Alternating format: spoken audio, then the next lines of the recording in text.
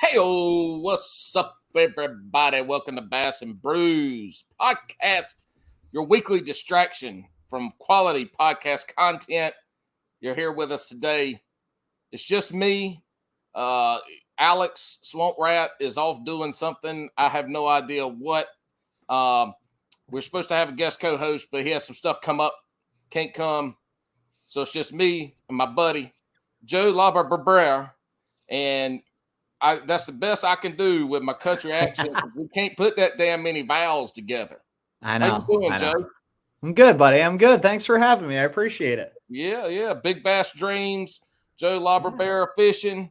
Y'all go check him out. We're going to get into it tonight. We have no idea what we're going to get into, but I'm sure it's going to be wonderful because he's been all over the country filming and fishing and doing some wild, crazy, fun stuff. I got 30 more seconds before I can say shit.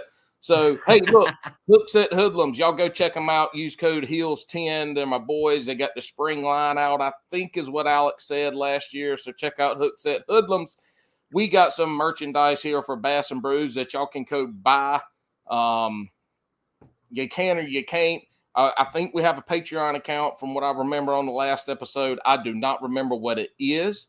I will have Alex add that stuff into the bottom of this comments and description, and we can get on to it because that's his side of the business. Mine's over here having a good time talking shit. So, Joe, tell us who you are, man. Where are you from? What's your story? What brought you to where you are right now talking to me?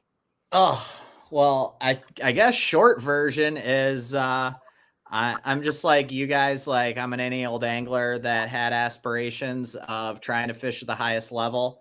And the road has just kind of like taken me on like a really unique path. I didn't really start competitive angling like at a young age or anything like a lot of people. But so when I started competing at like age 29, things kind of like happened really, really quick for me. Like I met the Alpha Angler crew like really, really early on in like 2017.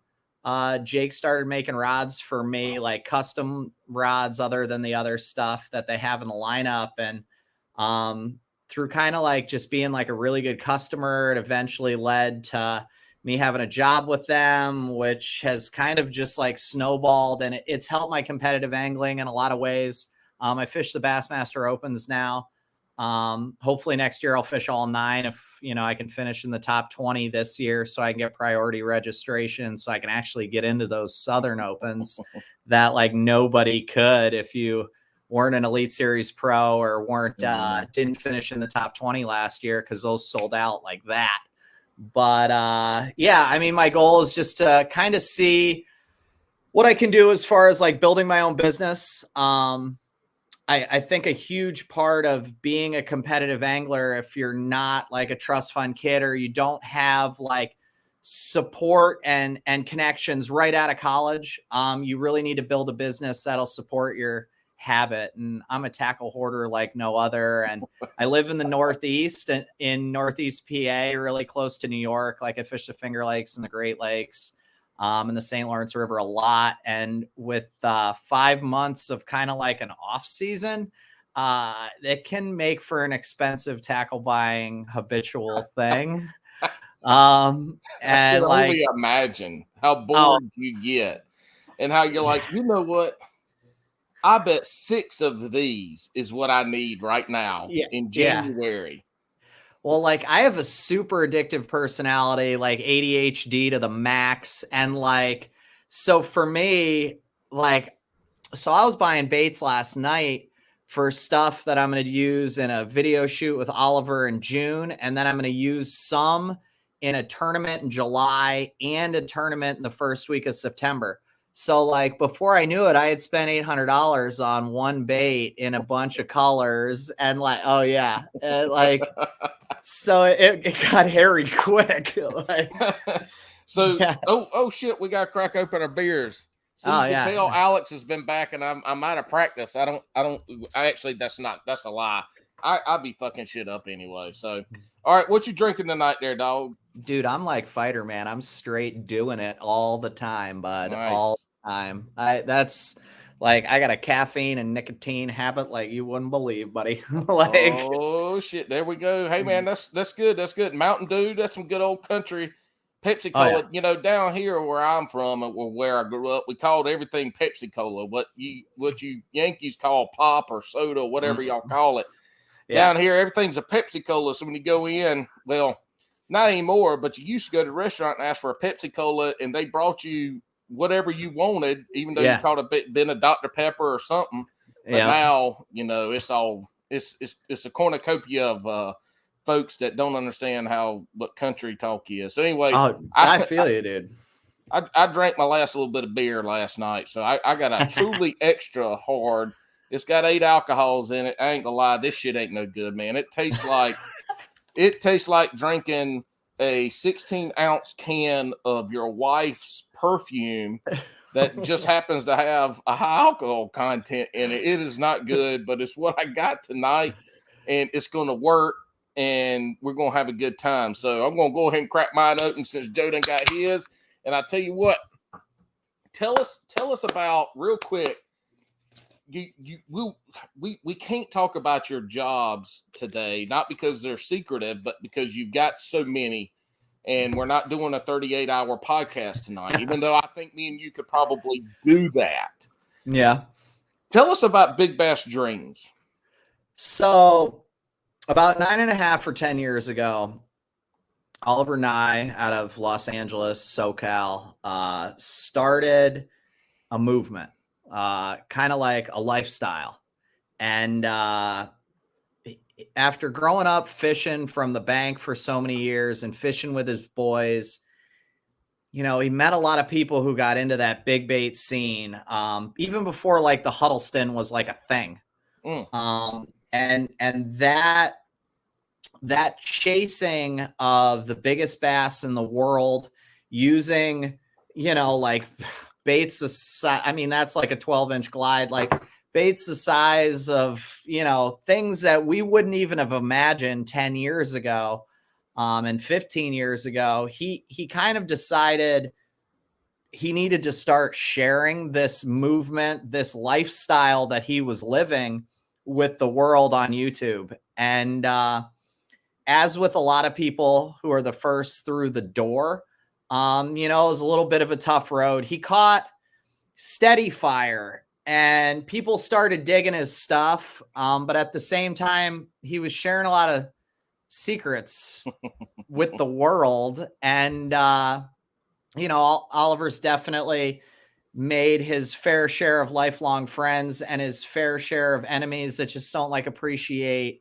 what the movement is and kind of him being the first through the door. I mean, like I experienced the same thing, like steelhead fishing up on Ontario. People don't want you talking about certain things. And I mean, I don't have any problems. I come from a world where like, I feel like I can do it better than you. So I'll show you everything I do. You still have to find the fish and still have to catch them. And Oliver's kind of always had that same mentality as, like he can teach and teach and teach, but until you really have gained a certain level of experience, we're not giving the farm away. So when him and I met a few years ago, it was a pretty awesome fit, like right off the bat. And yeah, I mean, we've just kind of flourished. Now I run a large portion of the Big Bass Dreams social media. I run I produce and I'm one of the hosts of the Big Bass Dreams live stream that we do every Thursday night on YouTube. I wear a lot of hats, and I'm lucky. I really am. He's a fantastic teacher. All right. So. All right. So this is it's weird, crazy for a bunch of different things, but you got a SoCal guy and a northeastern guy. Yeah, got together, and now we can do math and get the SoCal guy in 12-inch swim baits. Mm-hmm. What the hell are you? I mean, I know. Look, I know 12-inch. They catch all the fish in the lake. It doesn't matter. But what are you? Is this a northeast area that you're using these big swim baits that you're using? Or you fish them all around? I'm sure. Like, are they a staple of your toolbox up there in the Northeast? So, I mean, as far as the viewership goes, like for your podcast, like I don't know where everybody stems from and what they're into, but for me, like I am such a fan of fishing. I mean, like I know I'm like a geek when it comes to listening to podcasts, watching YouTube of the highest level competitors like Zaldane, Brandon, Hunter Shryock has a great YouTube channel. All these guys that have good channels, like I am a huge fan of. And I don't really, I mean, I try to limit myself to not watching too much like the backyard everyday guys, because I want to always be kind of in the minds of the anglers that I think I'm going to be competing with in a handful of years or a decade or whenever it might be. And I became a fan of Zaldane's really early in my angling. Like, dude, I'm a lot like him. I either want to throw like this or I want to throw, like this, that's right. Yeah, like, and that's just my fishing style. And I met Chris a few years ago and he was just such down to earth guy. And, I had already followed his career pretty closely and now we're learning more and more about him. And it seems like every time he releases a video, I feel like they really resonate with me. And, I just want to go out there and do what a lot of people aren't doing. And I think that's why Oliver and I meshed up so well is like, I'm either going to like fish the smallest stuff in the lake and smaller than everybody else and finessier than everybody else, or I'm going to go out and I'm going to make those fish react to something they've never seen before. And I don't mess around with like, I mean, dude, I have a zillion chatterbaits, but it's like not anything I'm really ever interested in throwing because everybody's out there doing it. Yeah. So I don't know. That's kind of how I got into it. And the fact that I live in the Northeast, I think only helps me be more successful because like either they're on one or the other, and I don't really have to mess around in between. It brings the best out of me where I live. It matches up with what my interests are. So, I mean, I'm living in the right place to do all this. Yeah. I mean, look, people in, where I grew up, there wasn't all the bass fishing that we got to watch was all Southern. It was all Florida, Georgia, Texas. That was the stuff when I was growing up.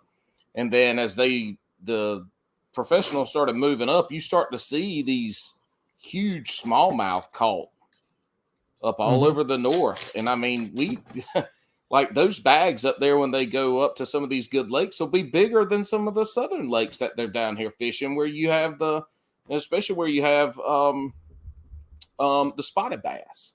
Yep. And there's some big ass fish. And if you watch Bailey and Kathmandu and their social media posts, they catch smallmouth that look like somebody's shot an air hose up their butthole and put 90 PSI up in that shit. It gets all up in here too. Yeah. And those they ain't small fish.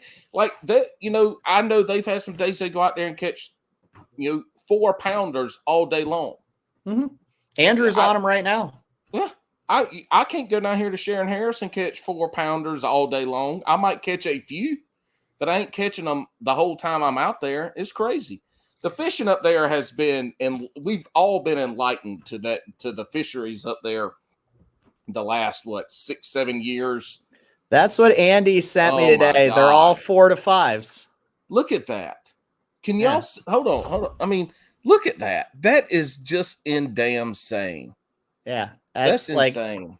Andy was on, it was either, I think it was probably like Lake Erie. I mean, he didn't tell me exactly the body of water he was guiding on today, but yeah, that's what we deal with. Yeah, that's crazy. So you fish small swim baits, you fish big swim baits. Do you dabble in other techniques or baits? Obviously, you got chatterbaits. You don't throw them a lot. Do you crank? What are you filling in some of the voids with sometimes? All right. So, we don't really run into up north any of like what you guys would call deep cranking. A lot of the largemouth and a lot of the smallmouth that we get into, you can access with a like 6XD pretty easy. There are certain times of the year, if we have a really mild winter and spring and a hot summer, I mean, you can get into throwing the 8 and the 10, but like for the most part, you can access most of our cranking in the summer, especially because that grass, especially that deep offshore grass, that offshore milfoil will start, like you can fish in like 22 feet of water and that milf might still grow up 5 feet, in which case the 6XD, you're getting really close to that, 16, 17 foot range where you're ticking the top of it.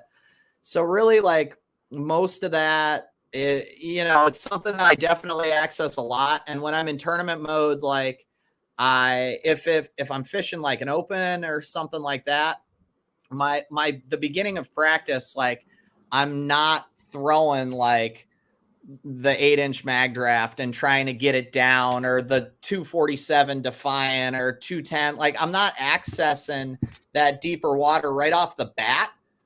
In most situations, I'm going to start burning around with a crankbait and I'm going to try to find them. Alpha Angler makes by far the lightest, most sensitive crankbaits or crankbait rods on the market. And it allows me to fish really good. So that's definitely a giant part of my arsenal. I mean, like I'd be lying to you if I said fishing a weedless drop shot wasn't like how I really got into competitive fishing. Like I won my first tournament ever throwing a 6-inch robo worm on the robo worm rebarb hook, like on a long spinning rod, snapping it out of the grass on Cayuga. And I mean, that's been a staple of mine too. So like, I'm not afraid of the spin pole. Like I definitely get down with it, but those would probably be, I would say, two of my highest utilized techniques besides going really big and really little. I'd throw a crankbait and a drop shot, a weedless drop shot a lot. We'll talk more, not now, but after, about their crankbait rod. Cause I love crankbait fishing, and, we should talk a little about rod design. I mean, it is one of my jobs. Yeah, we shall. I want to stick with some of the swim bait stuff. Okay. I've got a S-Waver. I've got a buddy that poured me a big ass 8-inch monstrosity of a thing. Big ass. I've never, fished that kind of stuff. And what I usually see down here, our lakes, clear for us would be 3 feet. If I can see 3 feet, that's clear. And in the summertime, we get the majority of our good fish, good class fish, are going to be, they're going to, let's take Sharon Harris. If they're going to be on those points that drop down into 30, 20 foot of water, are you fishing those big swim baits that deep in a dirty water scenario? Like how does that work fishing those big swim baits? How deep, how shallow, water clarity, how does all that play? I mean, I know there's no set answer, but just through your mindset, that's what I want to hear, is what your mindset is. If you roll up Sharon Harris, 3 foot of visibility, big swim. So depending on the time of the year, I have no trouble throwing a swim bait from 40-degree water up to 90 and like from 15 millimeters of visibility to 15 feet of viz. It doesn't bother me. I have some rules of thumb that I follow, probably because I don't have the millions of hours of experience Oliver does, and he would give you a way more general answer than I'm going to give you. For me, if I want to move a bait quick, I go to a 210 and I go to I love the Defiant 210. And because for me on a 7-Eleven extra heavy, like couple different rods I use it for, whether I'm throwing it on 70-pound braid with a 35-pound leader or whether I'm throwing it on 30-pound, fluoro, I can move that bait. And if I get a lot of clarity and I want to fish fast, I'm going to burn a 210. I generally fish like a 247, which is like a almost 10-inch bait. I mean, the fast sink model is almost 7.5 ounces. This thing is going to get down a lot faster.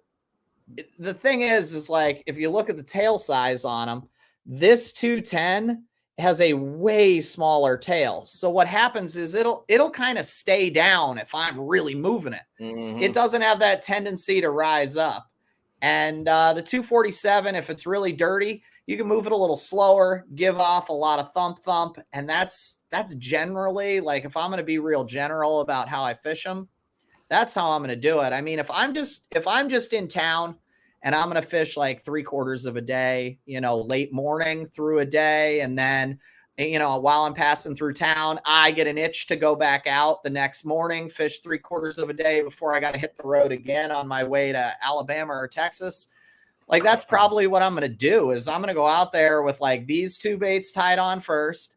And, I'm going to fish one of them fast. I'm going to fish one of them a little deeper and fish it a little slower. And that's kind of how I'm going to probe around in the beginning. What depth are you probing? Are you kind of, what's that special little depth if you have that short amount of time that you want to go out there and test it out and see? I mean, that really just kind of comes down to either me calling somebody like you or my buddy Matt that lives there and just be like, hey, what's the water temp when I roll up and what phase are these fish in?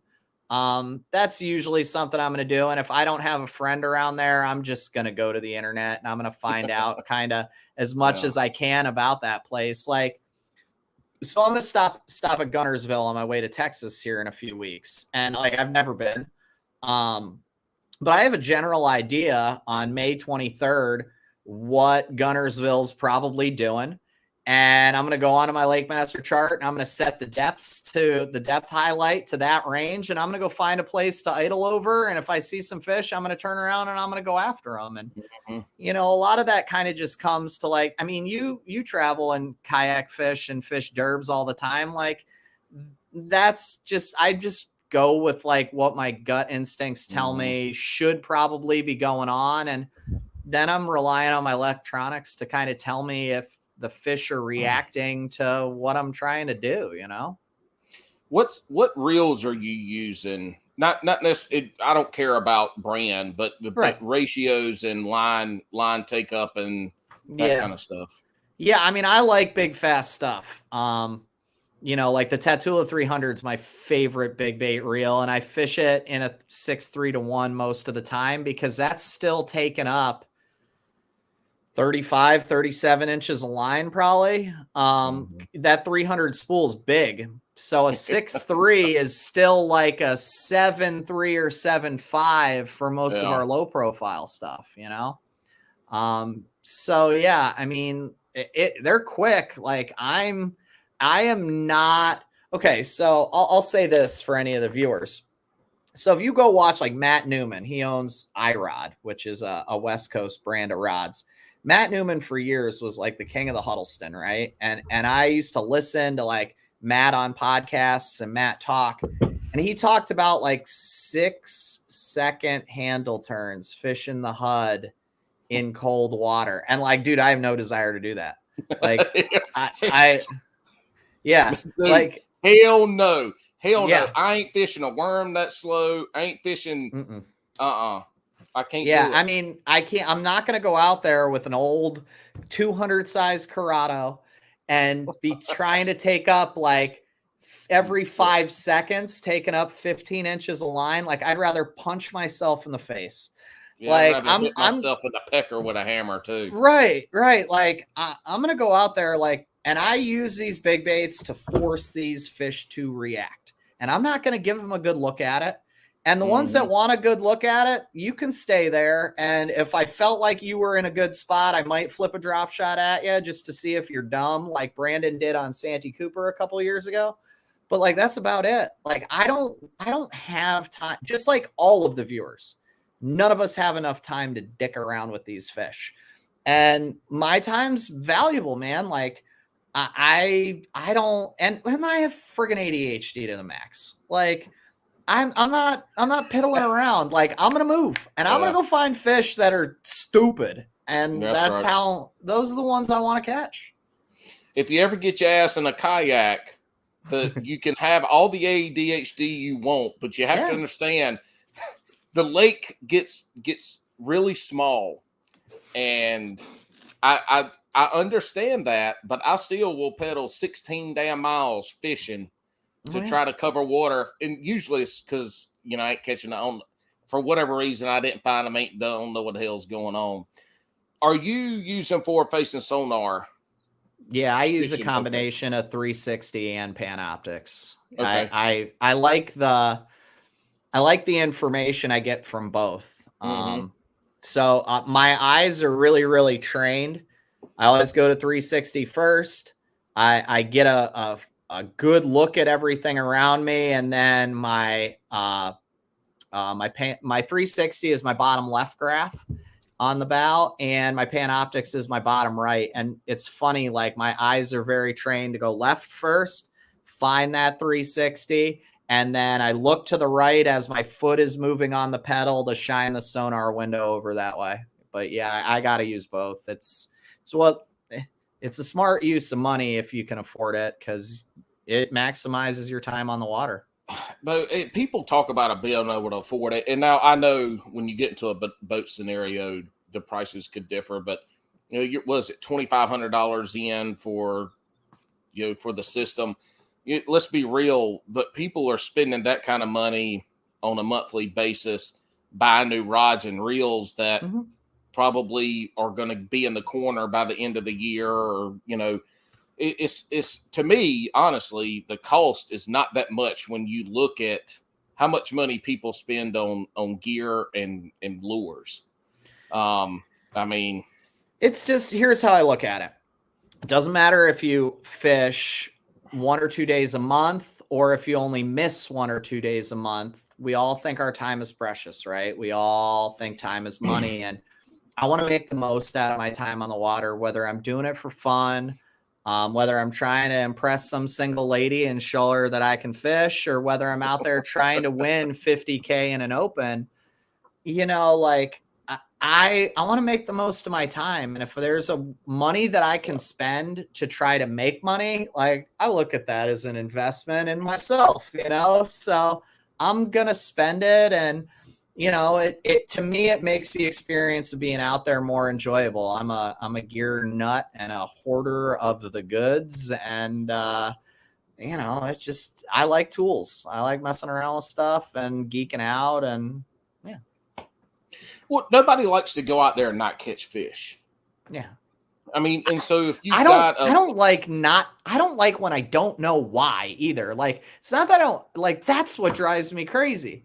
So if there's ways that I can at least like formulate an idea why I sucked, like if I can, then at least I get some closure and I can move on, Yeah. Well, hey, one of the greatest sayings I've ever heard, and I love to death, is good old Buck Perry from Spoon Plugging says, "You can't catch fish where fish ain't." Yeah. And that's the damn fucking truth. You can be throwing the most perfect lure in the world, and if there ain't no damn fish there, that ain't gonna bite it. Yeah. And that's where, to me, that's the number one most important thing about, and I take it from a tournament mindset, about fishing, is you have to be where the fish are. And I think Edwin Evers said it. I think Alex Rudd talked about on his podcast. I'm pretty sure he said Edwin said. Edwin said you could be throwing the wrong lure in the right place and catch fish, and be throwing the right lure in the wrong place and not catch them, because you can't catch fish where fish ain't. Yeah. All the electronics used to tell us where the fish were. But now with the forward facing, now you're able to start to dial in how those fish, what their behavior and mindset is at that time. That's a whole different level. And I ask you that, do you think fishing these big swim baits, having that forward facer and that live sonar, is it imperative to that? Can you go fish these big baits without it? Oh, 100%. I mean, so some of the most successful big bait fishermen, like if we were to try to take like maybe the top 100 in our country, I bet more than half of them fish from the bank.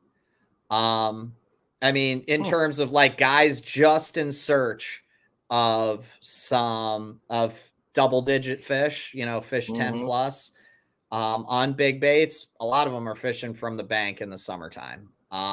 It's the truth. Cause I mean, we all know fish always live shallow. No matter where you are, there's always fish shallow.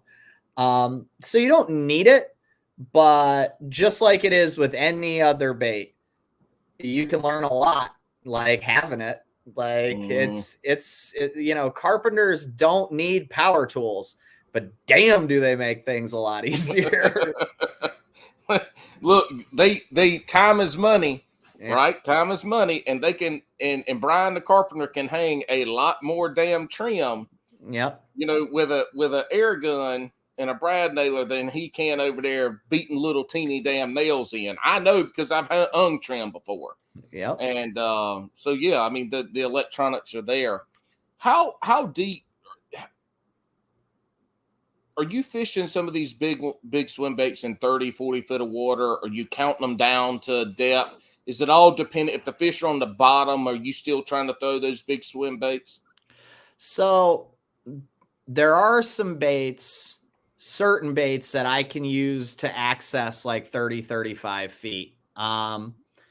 It's never a hard bait. Like this is a Carolina boy that designed this one. That's Tater Hog. If anybody knows Matt McBee on Norman, but like, I'm never going to access, and he's my favorite bait designer by far, but like, I'm never going to access those fish with a hard bait. I would rather put a drill bit in my eyeball. I can't wait for it to get down there. Like I can put all the weight on the belly and try to get it down as I want. And I know Thrifty, I was talking to Matt McBee one day, and Thrift was trying to get him to design one that he could fish in like 20 feet on like the Tennessee River Lakes. And I don't have time for that. There is a new like hook system that is allowing me and some other guys who are kind of in the know, who have gotten some of this stuff a little early, to access those super deep fish. And there's some baits that are like better than others. And but usually what I'm doing is I'm going to get some kind of a swim bait like the Mag Draft, only not with a giant boot tail. Like I want something that's like slimmer, and well, that's not even a great example, but would you ever take that Mag Draft and trim the boot tail down to make it work? I have, but here's the thing, it's like this bait's made to be fished high in the water column. Okay. Like I mean, there are better swim baits that have more streamlined tails, that I'm going to take this same hook. Like this is, so what I got in this Mag Draft right now is, let's see if I can show you. So BKK, let me see. BKK makes like anywhere from a 6 to a 16 aught, what they call the Titan Diver Plus. And what this hook allows you to do is you can change the blades to different sizes. You can, if it's going to let me, you can take the weights off. You can go all the way up to 1.5 ounces. No shit. Oh yeah. So like, it's just like these little collars, right? And then the weight, the weight has that slit in it. Yeah. And you're literally just going to drop that slit on the shank of the hook. So on the other side of the collars, and then press the collars in. And like, sometimes you got to wet them to get them on there. But you can go anywhere from like just a couple of grams of weight to 42 grams, which is 1.5 ounces. And like, and I mean, you can go anywhere from like a 6-aught. This is a 12 that I use on an 8-inch Mag Draft. Yeah. Right. I take the 8-inch, I cut the harness out, like, and, but there's tons of swim baits. And when you find one that kind of has that boot tail that you really like, you know, like for me, if I'm fishing shallow, this is like the one everybody knows about. If I want it on a weedless swim bait hook, this is the one I'm going to go with. I mean, when I fish these from Defiant, these are line throughs. Okay. And there's a ton of different systems that you can use, but I mean, it's a hard head. Like I'm never getting a hitchhiker like that screw lock into that nose. Right. So if I have to fish weedless, you know, like there are certain ones I go with. If I don't have to be weedless, there's other ones I go with. I mean, like this is probably my favorite one to use in tournaments. And like, I mean, I love the 6-inch Citizen. I always have a 6-inch Citizen on a stinking 8-aught Titan Diver Plus. Like I went down to the James. It was the first soft plastic swim bait I started throwing when I got there. You know, and like this 3-pack, I mean, I've had these for 5 years. I mean, they're great baits because when I'm done using one, or if I want to switch colors, like I don't take the screw lock out of the nose. Like I'll make like maybe 3/4 of a turn to get it out. And then I'm going to slip it off the end of the hitchhiker. And I'm going to leave that hitchhiker in its face. So you're not wallering out that nose. Exactly. So then when I do catch a fish on this thing, I have more life saved in that nose because I haven't gone in and out 6 or 7 or 8 or 10 times, you know? So and you said that's the BKK Titan Diver. Titan Diver. Okay, so they make a Titan Rider, which has no weight. Okay. It has this little, let me put it in front of my face, that little like keeper, so that the hook kind of sits and rides good. Then they have, yeah, nice. Then they have the Titan Diver, which has a fixed position weight. And then they have the Titan Diver Plus, which has the removable weights. They actually come with 2 different size weights in every box. So like this 8-aught, it says, wrong side. It says right there on the package, the 8-aught comes with an 8-gram and a 12-gram weight.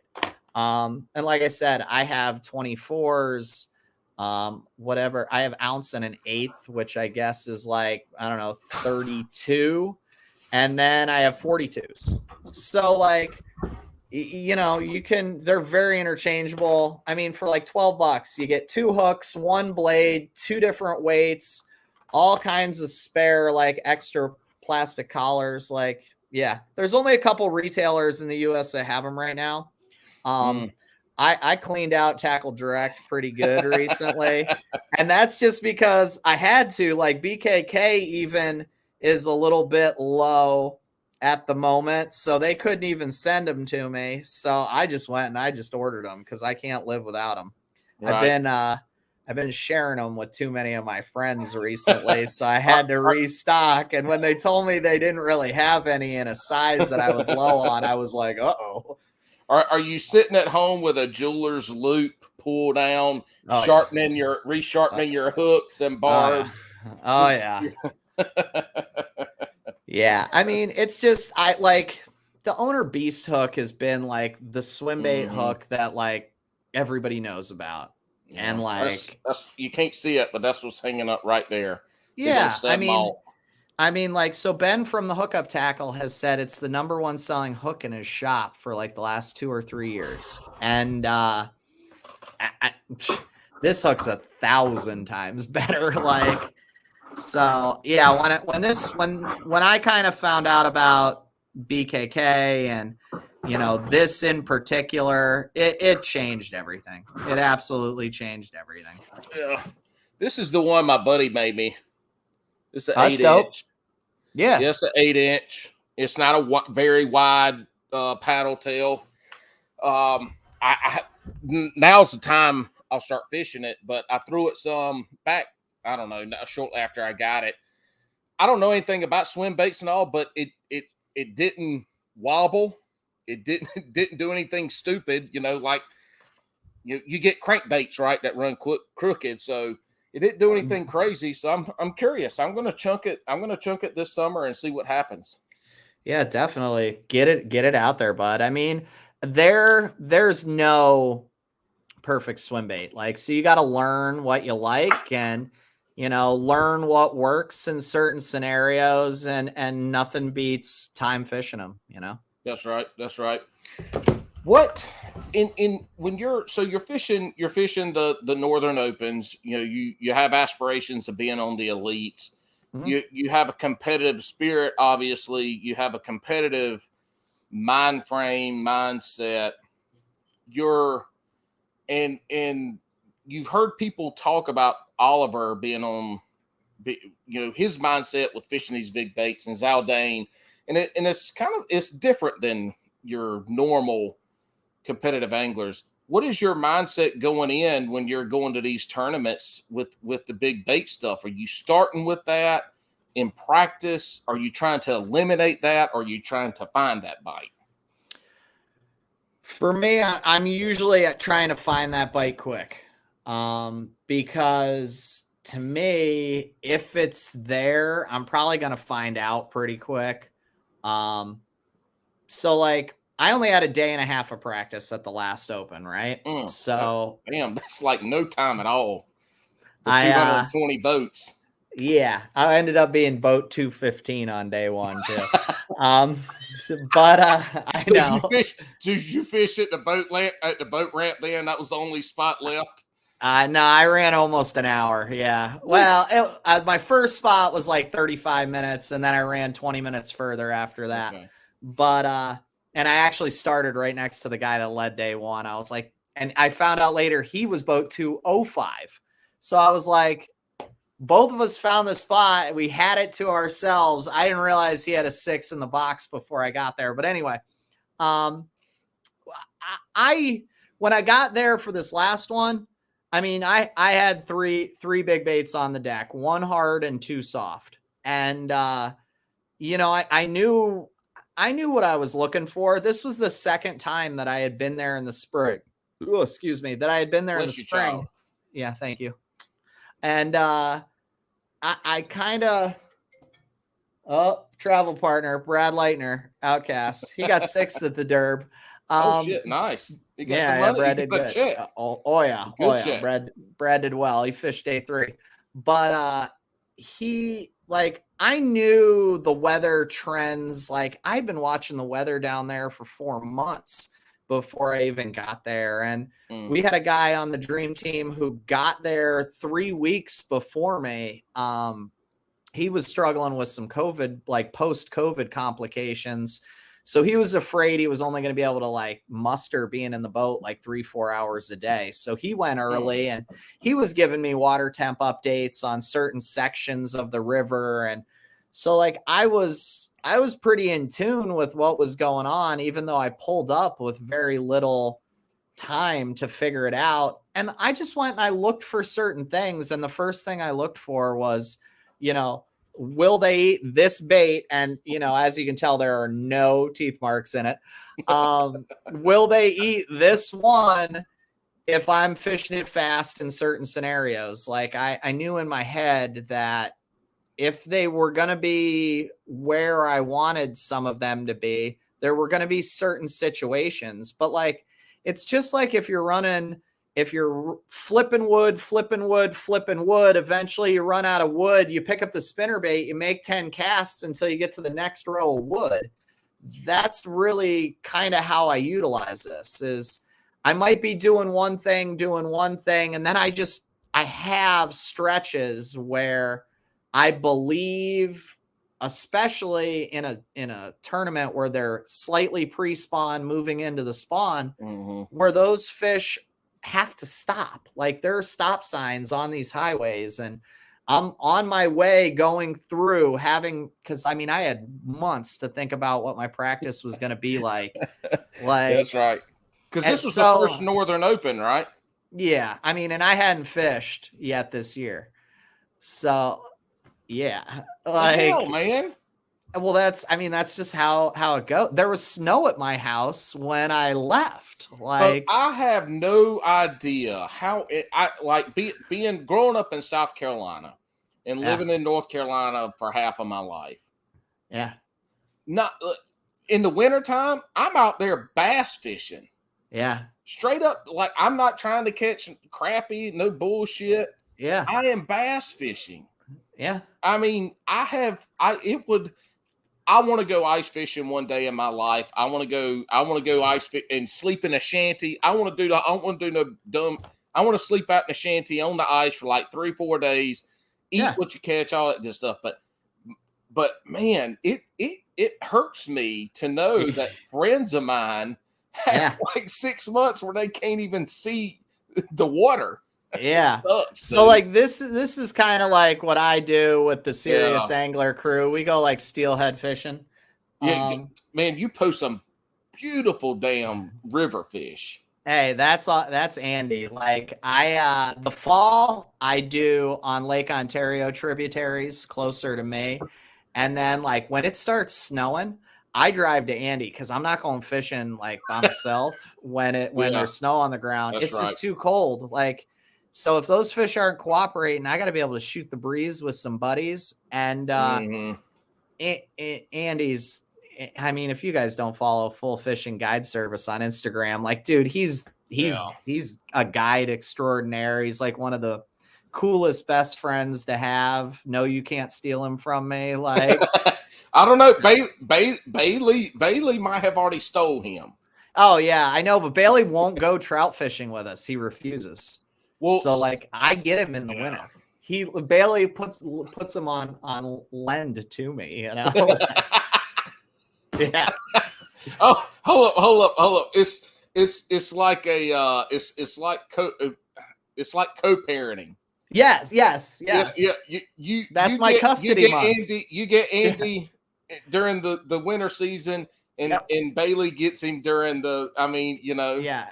I it's get nice my that y'all share. It's nice that yeah, I y'all mean can get along. it's a 75-25 relationship. So clearly Bailey's the woman. I have 25% custody. I get him December, January, and February. Well, Like, it makes those percentages make sense because Bailey eats spinach sandwiches. yeah, well, there you go. I It's like mean, Popeye. yeah. Except he's not Popeye. Anyway, I if know. he would have been here tonight to defend himself, I I know. still would have said the same shit. Yeah, it's I may have said worse things, to be honest, in his Yeah, and presence, you know? hey, look, and we're early, so it could change. Yeah. So you're taking the approach that we all take. Like I'm gonna, depending on where the fish are, and if there's a transition or the fish are in a crankbait bite, you bet your damn ass I'm gonna go between 6 and 12 feet and Yep. go look to see if I can find something and throw a damn crankbait down there to see if they're gonna bite it. Yeah. I mean, but I like that lure. I can cover a lot of water with it. And I said butt parry and spoon plugging. Do you know who that is? I mean, like I have some friends who, have used his stuff many a The time. spoon So, plugs. I've got oh yeah. spoon plugs hanging up behind me. I Do you? look, yeah, oh yeah, hell yeah, man. I got all kinds of damn spoon plugs. Matter Oh, of fact, come I on, got show some. and tell. So if I've talked about him on this podcast a lot, and some people have heard him, some ain't. But anyway, if you go look up Buck Perry, spoon plugging, structure fishing, Don Dixon on YouTube, but he's the godfather of offshore fishing. He was offshore fishing in the 40s and 50s, and this guy was a physics teacher and physicist. I think it's physics. I might be getting my isms up. Out of North Carolina. But he traveled the country. He fished like 300 something days a year for 50, 40 something years, something crazy. Anyway, his mantra is the deep is the home of the fish. And Yeah. he used spoon plugging, this is a spoon plug. And so it's a metal crankbait. Uh-huh. And it looks like a spoon. Yeah. Your regular spoon, but it also looks like back in the day they called them plugs. It's got the lip. So what's neat about it now? This is his method of fishing. His technique is mainly trolling centric. So Okay. this is first and foremost is a trolling bait, and so it can get down to depth and it stays at that depth. So it's not Right. like a regular crankbait where you got to throw it down there and reel it down because, Yeah, obviously you miss it. You throw it Yeah. out there, it sinks to the bottom, and then you do your thing. Now, there's a casting component to all that, but this some bitch here don't cast like a potato chip. It casts like the bag the potato chips came in. But it's not a regular crankbait. You don't have to full send. You just got to get it down because it's going to sink anyway.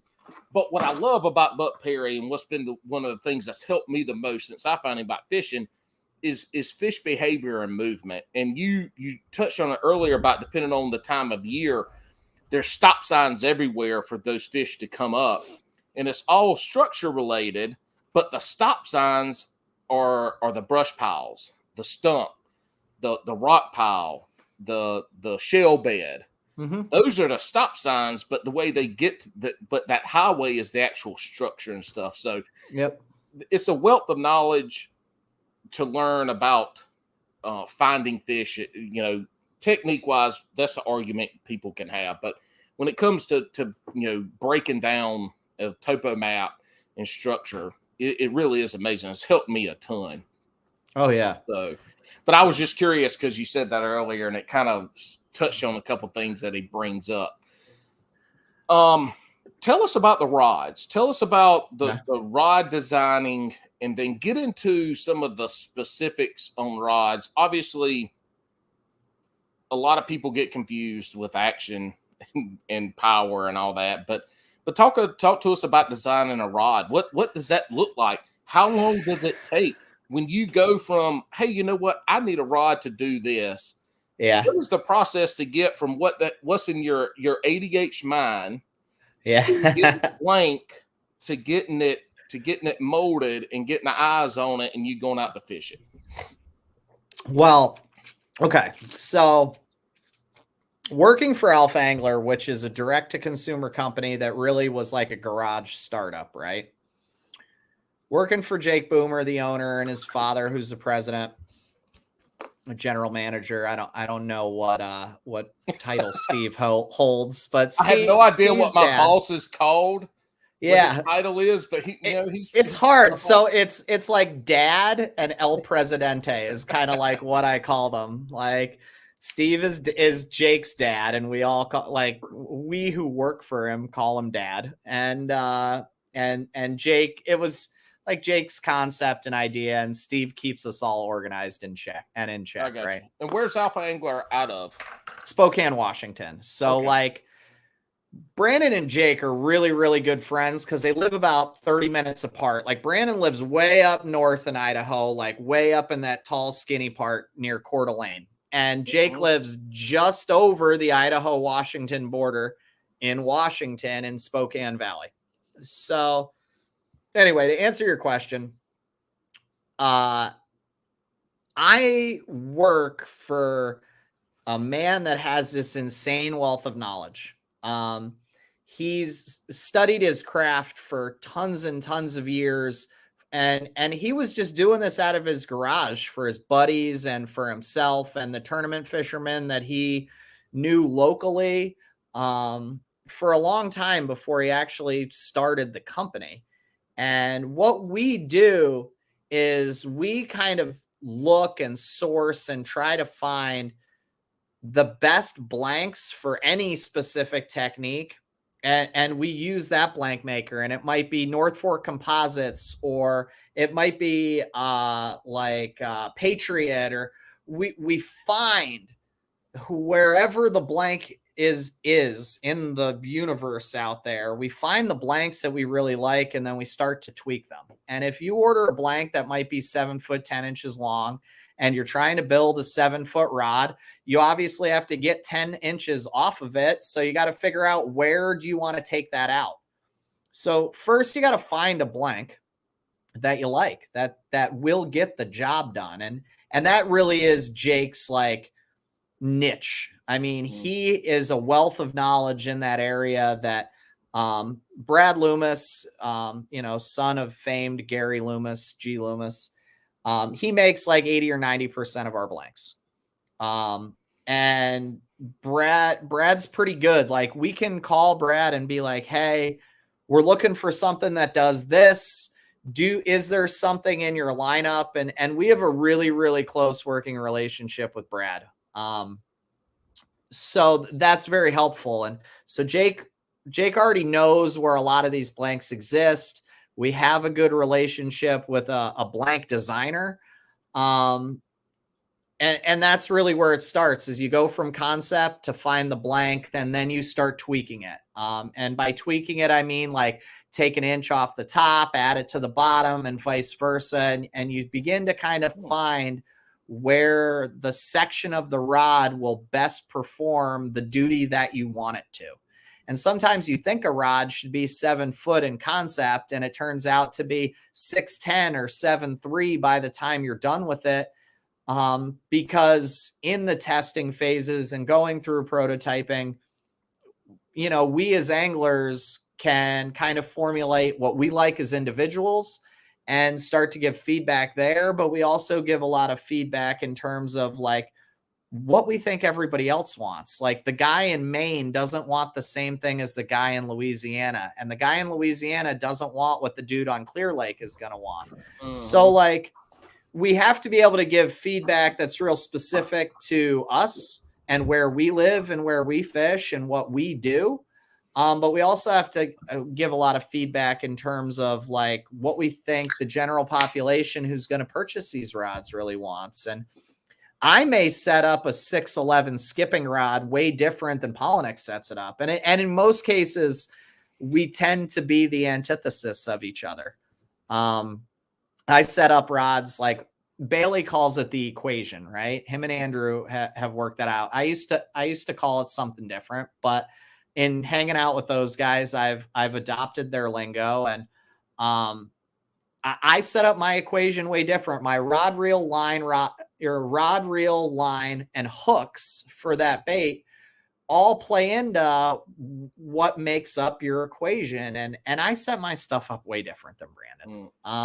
And that's good. It's nice to have many people on a team that have differing perspectives. And that's really what prototyping is like. After we go from concept to finding the parts, when we're going through all the test phases, that's something big. And sometimes things don't have to go through a test phase. Boomer gets it right off the bat. The first rod that we ever released that was my concept, Jake hit it on the head immediately. I sent him 3 rods that I wanted him to mold together, and we had a lot of conversations about them and what I liked about each and every one, and some of the things that I needed the newest concept to have. And I mean, he hit that one on the in the head, like, and it was built in 3 months or less. And as soon as I got it,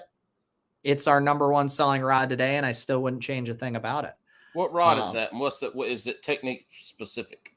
So it's called the Top Hammer. It's a 7-foot medium. It's a graphite rod that does not have a split grip. It has a short 9-inch full EVA handle.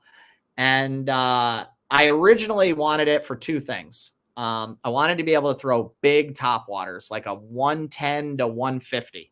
And I wanted to throw them on braid, and I wanted to be able to huck them a mile for smallmouth. And I wanted to be able to fish big top waters really fast. And the other thing I wanted is I wanted like to jerkbait. Walking style baits? Yeah. I wanted to fish real fast for smallies. And the other thing I wanted it for was deep dive and jerkbaits. So I needed a rod that could be on braid for one technique, on fluoro for another, cast a 1.5 ounce, or maybe not 1.5, but 1.25-ish ounce topwater plug, and then throw the bait in fishing that flies almost as bad as that Buck Perry through the air, the stinking big lipped jerkbait, right? Yeah. So like, I needed something that did multiple things, and it had to be weird. It had to be unique. It had to do things. And the first time I took it out and fished both of those baits in that day, I knew it was perfect. But then since, a lot of people have really found a lot of other uses for that rod, and it's kind of just exploded. I have I have some prototypes of what the next one will be. So I have a 7.4 medium heavy.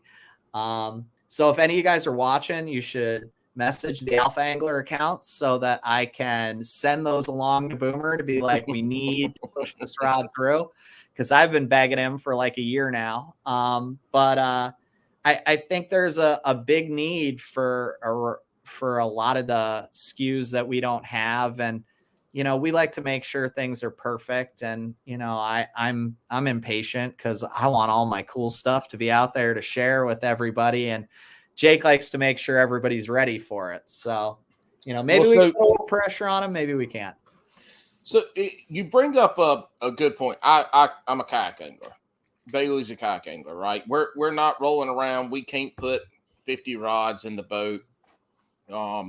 If I wanted to, I could put 8, and then I could put 20 rods in my kayak if I wanted to. But I would probably get so frustrated and pissed off, I would load my shit up and go home or throw shit in the fucking water. Yeah. That's no lie. I would never do that. But I need stuff that has to be versatile. So I need to have a chatterbait rod that, if it's a bluebird sky and 95 degrees in July, I'm going to go take a 10-inch worm and throw it on brush piles or, 25 foot of water. I'm going to cut the damn chatterbait off and go fish that. Mm-hmm. I need to have stuff that's like that. And the rod that you're describing is something that's been, so we're just now getting into me starting to be able to crank less than or deeper than like 6 foot. And so I have I had a Carolina Castaway cranking rod. And now most of my shit's old. So like a 610 rod back in the day when I bought 2/3 of my stuff was a long rod. Mm-hmm. I love the rod. It did what it needed to, but the butt was short. And so when I was cranking 15, 18 feet, I couldn't get leverage with the butt. Mm-hmm. Well, then I got a Falcon that's the same thing. And I've got 2 points I'm making here, I promise. One, I got a Falcon that's the same action and tip, right? It's medium moderate. Well, that one, I'm looking at it, and the Carolina Castaway says cranking rod. So I never want to take it away from cranking because it's cranking rod. I'm like, you know what? Because, I'm weird with shit like that. But I see the rod and it's shorter. Well, the Falcon has a longer handle to it. I've been using the Falcon as my top water. And my favorite top water to throw is the biggest spook or the junior. I want to throw the big 2 ones because I like to fish top water from a mile away. I want to throw that bitch as far as I can. I like to, do all that stuff. So I switched them up this year. And this past tournament we had on Saturday, I felt more comfortable throwing and reeling the top water on the other rod and then the cranking. But the second point I'm going to make is this: being versatile and being able to do different stuff, right?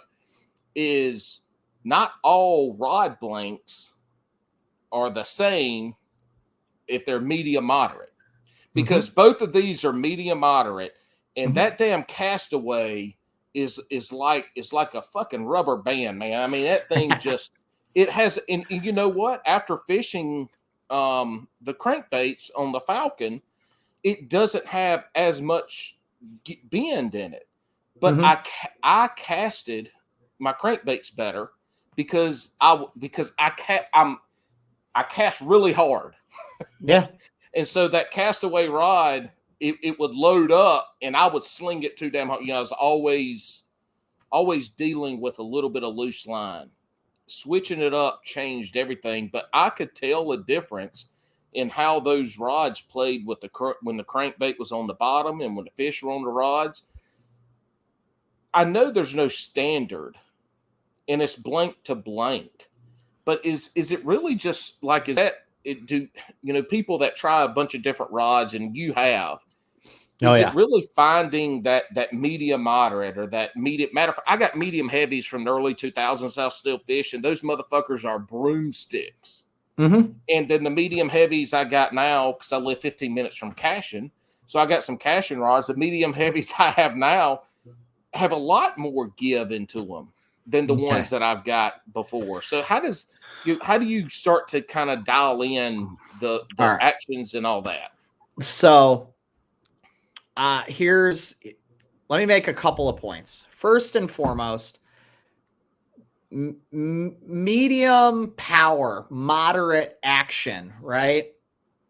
All of these things are relative to whatever that specific company is producing. And from Alpha Angler to Megabass to Daiwa to Dobbins to G Loomis, Shimano, St. Croix, everything in between, it's only like an alpha medium and an alpha moderate action are the only things that are comparable, is alpha to alpha.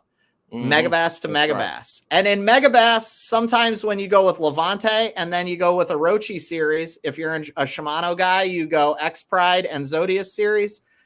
Sometimes that stuff's not even the same, right? Right. So the best advice I can give anyone is learn the equation. Learn how certain rods with certain size line while fishing a certain bait that has certain hooks on it, you may have to tweak a part of that equation and you can still use that rod. Just like you flipped rods and now use them for different things, you can just flip a part of the equation around and you can change a lot, because there is no standard rating system. I mean, people ask me, and this is the hardest part. So I run not just social media for Big Bass Dreams, but I do for Alpha Angler too. So if you ever have a customer service question and you DM Alpha Angler, you're talking to me. And the hardest part of my job is trying to get people to understand that, like, I am guessing when I'm trying to talk to you, and I am making very, very general statements. And most of the time, I'm not really giving you much of an answer, because only you truly know what you feel and what these products that you want them to do can do. Because I don't fish at the pond or the lake that you fish at, and I don't probably throw the same rod or reel and line. So, like, and you might say chatterbait, but you know what? I have 5 different brands of chatterbaits in my boat, and the reason I have them all and use different trailers on all of them is because I want them all to do something different. So, like, the best thing that you can do is have experience throwing a bait on the same bait, same rod, change the line size, go 10, go 15, go 20, learn how that changes stuff. Start with a small bait, same line size, throw a bigger bait. Like, stop reading the ratings on these freaking rods. Stop reading the technique specific stuff that this crap is for, and put some stuff to the test and mess with the equation for yourself. Like, and I don't care, like, okay, so I use all of the best line when I'm fishing tournaments, right? But, like, hold up. What is the best line? Tell us what the best line is in your opinion. Well, in my opinion, like, if I'm using fluorocarbon for 99 out of 100 things, I'm using Seagar Tatsu. And when I'm not, I'm probably using Defiant line that's bigger sizes than the Tatsu. And, like, so I'm using like 29.8 pound Defiant or 35 pound Defiant leader, but 9 times out of 10 or more, I'm using Tatsu, and if I'm using fluoro. So, like, but I don't use, like, I respool rods with Stren and Trilene mono all the time to mess with stuff. Like, buy some cheap crap, mess around, go to Walmart, I was about to ask you if you still had and used big game, Trilene big game, because that shit is fucking destructible. Oh, well, Matt Robertson throws 80% of his crap on that. You know, I'll tell you what. All right, quick side note. I had a 10-year hiatus from fishing. 2008 or so into 2008 to 2019, I got back into fishing. Well, actually, I got back into fishing November of 2020. And so can you imagine those 11 years of not really fishing what I missed? Swim baits. I had no idea what the hell a rig was. Like fluorocarbon. I'm like, what the fuck is fluorocarbon? I'm like, I got Trilene XLT and big game. What the fuck? I need $30 spool, 150 yards of line. That's stupid. You know, I wasn't quite sure what a chatterbait was. You know, what the hell? What the hell's a whopper plopper? What the is this a joke? You know, that's the kind of stuff I ran into. And my rods were completely different on that. But there was a huge gap in there that I had to really, but again, ADHD, you know, I'm 110% focused on one thing, diving in and getting it. And I got there. But the shit, I forgot the fucking point I was making. Go ahead. Anyway, that's the point is there's a big difference in how stuff went back in the day to what it is now. Oh, it's technique specific. Mm-hmm. The point I was getting at, kayak anglers can be technique specific, but they need a rod that can do 2 or 3 different techniques. Yeah. And so it's you know, I think being able to try different rods and to see what works, because again, I cast hard. I want to cast a long way. I'm not good at skipping. I'm not good at flipping and pitching. Like that shit, it seems simple, right? It's close quarters. I'm not good at that. I'm not an accurate caster. Okay. But if you want to send some shit way the fuck out there, that's what I like to do. So I can't have a rod that's too stiff. It doesn't do what I want it to do. Or I can't have a rod that has too much flex in it, or it ends up, you know, selling it to, it looks like a damn Jeff Bezos sent a rocket up, and you know, I'm over here dealing with a bird's nest. But I've had to find rods since I started back fishing that really lent to me my style of fishing, which is casting like I ain't got no sense. So you brought up good points about really, you fuck what the numbers in the letter say, and find the rod that works for your style of fishing. You really do. And like, I'll say this is, when you start to get comfortable with, thinking you really like something, because I've been there. Like when I was fishing in like 2017, I thought I really knew what I loved. And I had no trouble like telling people that I was pretty sure I was right about like what things should be, right? So you're speaking in absolutes. Yeah, I was, right? Yeah. So and I told you I don't do that anymore, and this is why. Is I started to realize that like it's okay to have a preference and think that you know what's up, because we're in this game of fishing where confidence is king, right? But you have to understand too that like just because it works for you doesn't mean that it's right. It just means it's right for you right now. Now if along the way you're able to be open-minded, you're going to find that there are other things that may seem right, because when you change rod brands and then you change the line and you use the same lure by a different brand and all these things come together, that might be right for you right now too. And you may find out that that's even more right later. And there's nothing wrong with any of that. And it's, I say this because I want to tell you guys that when I was fishing for Daiwa rods a few years ago, when I first got in with Alpha, because they were doing some amazing things and making me some cool shit, I immediately wanted them to change a couple of the rods that I was like sold weren't right. And So they were like real patient with me, and they made a few of them, and they messed around with others, and now after using them, this is 2022, I've got almost 5 full years in on them. 99% of what they make and have made is right.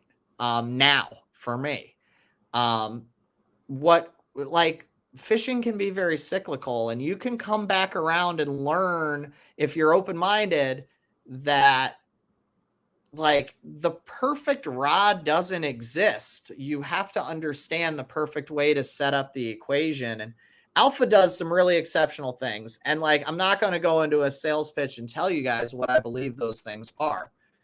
But what I am going to do is try to educate you guys on the fact that, like, if you're open-minded and experienced, and you put in the time with your equipment, and you try things that are outside of your comfort zone, you're going to learn what's right for you at this time. And you're going to get better at it the more you screw around with that. And that's really what's important. And if you want to design rods for a company, or you want to give good impact as a sponsee, as a promoter, as an influencer to the companies that partner with you and support you, that's one of the things that you have to do, is you have to get good at not just fishing the way you like to do it, but you got to go and screw around with crap. And to me, I think it's made me more well-versed in this passion that we all have. And that's what I think is really, really important, is a good holistic understanding of everything that's going on around us. And you can't really do that from a narrow-minded focus. You have to be willing to tinker, and you got to like be in the lab and blow your eyebrows off at some point. And you got to like break shit. And it's part of it. If you are as passionate about fishing as you claim to be, then you got to go and screw up a bunch, and you have to screw up on purpose sometimes. And then you have to screw up not on purpose and tell people it was on purpose. And you gotta fart around. I mean, you gotta tinker. If you really want to learn, you gotta tinker. And I mean, like, I don't claim to be the smartest dude in the room, and it's probably one of the things that's going to help me one day be one of the smartest dudes in a room, is I don't think I am. And, you know, I want to learn. I'm never done learning, and that it's helpful. It's helpful to have that mindset. On Bass and Brews, if you want to put a sales pitch in here and sell some rods, we would be more than glad to give you a spot for free. We are looking for sponsors in the future. So if you can sell some shit on here tonight for nothing, what better way to test it out?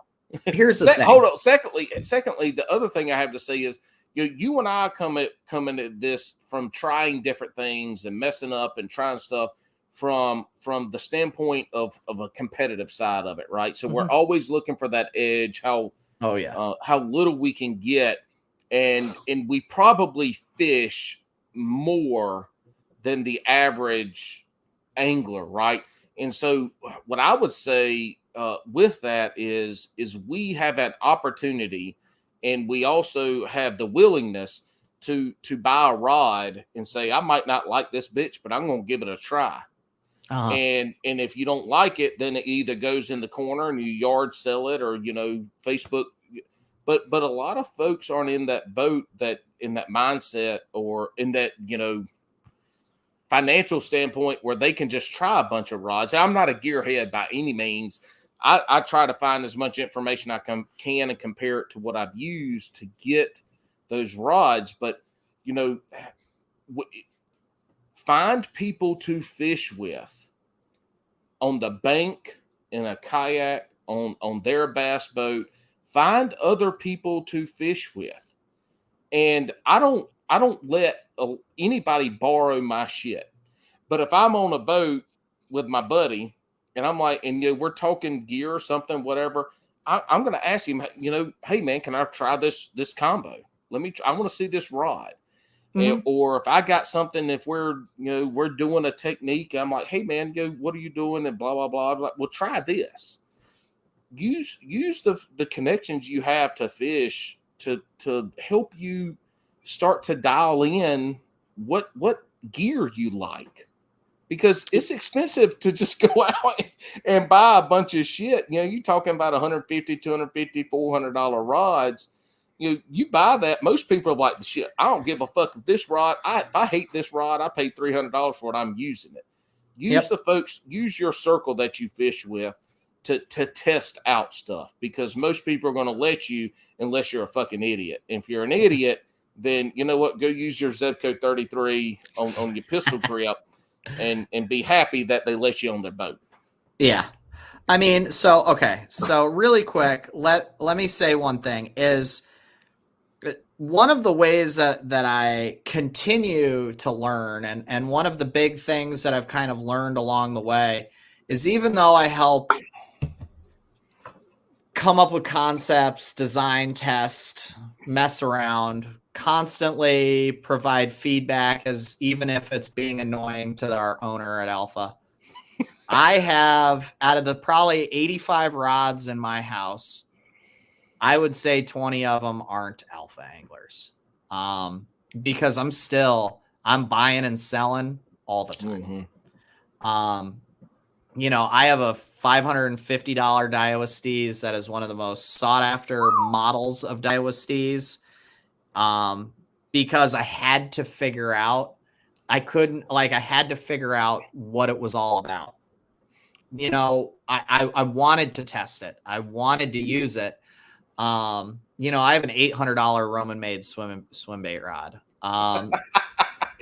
Yeah, like, because so here's the thing is, like, I want to learn. And to me, like, I paid how many thousands of dollars to go to college for not 4 years, 6, because Van Wilder was having a good time while he was there. What was your degree in? Side note, keep your other thought. What was your degree in, and where'd you go? So I went to East Stroudsburg, which is a state university in Pennsylvania. I have a dual degree in physical education and health education. Oh shit! So you and Vinny and Frank Polifroni need to start y'all's own PE fishing classes. Y'all three need to get together and make that shit happen. It'd be wonderful. Yeah, we should. And you'd think I'd be a model of perfect health, but I'm definitely not. You know, I'm a fisherman. What can I say? I'm no Aaron Martins. Mountain Dew and nicotine keeps you skinny. Yeah, right. Like, so anyway, but yeah, I spent how many thousands of dollars on a college education, and to me, I view this as the same thing. It's money well spent, because if I use it for a couple of months and I learn from that, and if it's a $550 rod and I resell it for $450, I mean, for $100, I got enjoyment out of it. I know more, and it may lead to me making more money down the road, like whether it be, you know, for in whatever way I do later. Who knows what tomorrow will bring, but education, it's worth the money. You're in the industry, and so what you're doing is homework all the time. I mean, yeah, that's what you're doing, and that's different than the average person that's going to be out there. Yeah. But the people that I know that are what I would call semi-serious anglers, so they love to fish. They fish once a week, April through September, October. They might fish a little tournaments, non-boater, kayak here or there. You know, they're your average angler. Those guys still know people that buy $500 rods. And everybody's like, oh my God, you don't need a $500 rod. Well, until you pick up that $500 rod and you drag a jig or you drag a drop shot over some rock or some shell, and you can tell, like, that's the thing is, and now, do they need a $500 rod? They probably don't, but could they step up from the $89.99? But this is my point, is there's idiots like me selling these all over the internet. Yeah. Like, they're exactly people at have discount. At discounts. Like the only reason I can sell that rod for $450 is because you can't buy that model anywhere. typically the depreciation is a solid 35 to 45% after the first owner sells it. So like, I mean, if we were talking a 7.2 medium heavy fast action all purpose jig and worm rod, like that thing's going to depreciate 45%. So now $550 rod you can scoop up for $300. And like, so that being said, a $200 rod you can scoop up for $110. So like, it's out there if you want to put in the time. Like the learning experience doesn't have to be on the grandiose scale that I'm doing it. Right, like you can. That's the point I'm trying to make. Yeah, that's the point. Hey, so, real quick, how the fuck is a PE major so good at math? That was really quick. I'm impressed. I'm impressed. I think you chose the wrong fucking major. You should have been in science or math or arithmetic. So my father is a veterinarian. My mom's an attorney. My brother is a doctorate in mathematics, and he's an engineer.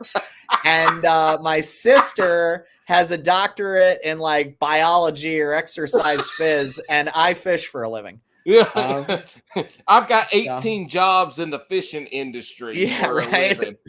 Yeah, but that's yeah. I get it, man. Everybody in my family is or has been a teacher. I was the, even though we all grew up in the country, I was the fish hunt outdoors. People had snakes in the yard. They called me to come get those bitches. Squirrels in the attic. They're like, come help me get the squirrels out the attic. Right. And usually you had enough for damn squirrel per load by the weekend. I mean, it was just good times. It was good times. I get you. I feel you. I ain't slowing down, man. I have 3,000 square feet to myself, and I got, and I ain't stopping. Like I'm 36, and I like to do what's on my agenda, and I'm not gonna stop fishing, and I'm not gonna stop pursuing this passion. Well, you're in the industry. You're where a lot of people wish they could be, and I say this is a whole different conversation. I say this with the most disrespect I can, is that most people want to be in the fishing industry are too fucking scared to leave what they're doing, which they probably hate, to take a chance to get into the fishing industry, or they're too fucking lazy to want to do the work to get to that point. Outside of that, what kind of boat are you in? I run a Phoenix. Nice. Yeah, I like, so being that I fish Lake Ontario, I like, AKA Big Water. Yeah, the Big O, right? So if people can call Okeechobee the Big O all they want, it's not. I know it gets big. Don't get me wrong. I'm not saying Florida. Yeah, shots fired. But it's not. It's not a great. Okeechobee's not one of the Great Lakes. So literal Great Lakes. So it. I like the Phoenix because the PHX models, whether it be the 19, 20, 21, they have a hull that disperses big waves really well, and you can still run like 3 to 3.5 footers, 60 miles an hour, like pedal all the way down, just trim down, and it'll chop those waves down really good. There's no, I mean, so I love that boat. I'm pretty married to Phoenix. They've taken care of me for the last few years, and it would be hard pressed. Like I couldn't stop. I love that bitch.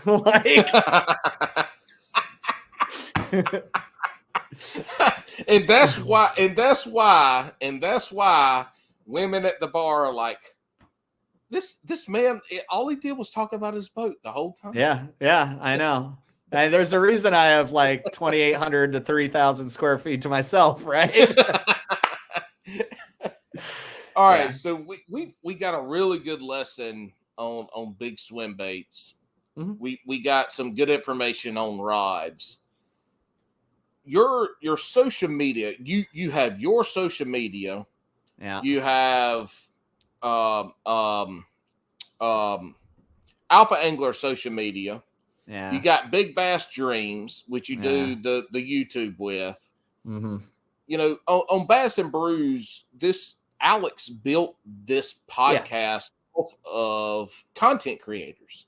Right. And so that's our focus, and that's why we never ever ever have a hard time ever getting somebody onto this podcast that's good in front of a camera and has something to talk about, because everybody that we bring on here has some kind of social media presence. Yeah. You have a huge one. If you step outside of your personal is big, but if you start to go to all those streams, talk to us about how folks and you mentioned it earlier about interacting, giving feedback to stuff. Talk about the social media side of it. I mean, I can keep asking this question for the next 10 minutes, but I'm going to shut the fuck up and let you answer. Just talk about social media. How about that? I mean, let's make it easy. So where's Alex when you need him? Sorry ass short bastard. So I started doing Instagram kind of late, and it was because I hated social media for so many years. And I had my best friend just bugging me and bugging me and bugging me. You need Instagram, dude. And I'm like, what do I need it for? I don't like social media. And I got on Instagram and I was like, this is the coolest stinking app ever. And I realized all the professional fishermen that I follow were posting way more on Instagram than they were on Facebook. I realized that there were tons of influencers out there that I had never stinking heard of on Facebook, just because they hadn't come up on searches or in just conversation, and I was missing out on this whole world. So I started, and I think I've probably only had Instagram for 4.5 years, maybe. I got into it because it was a necessary evil, and then I got excited about it.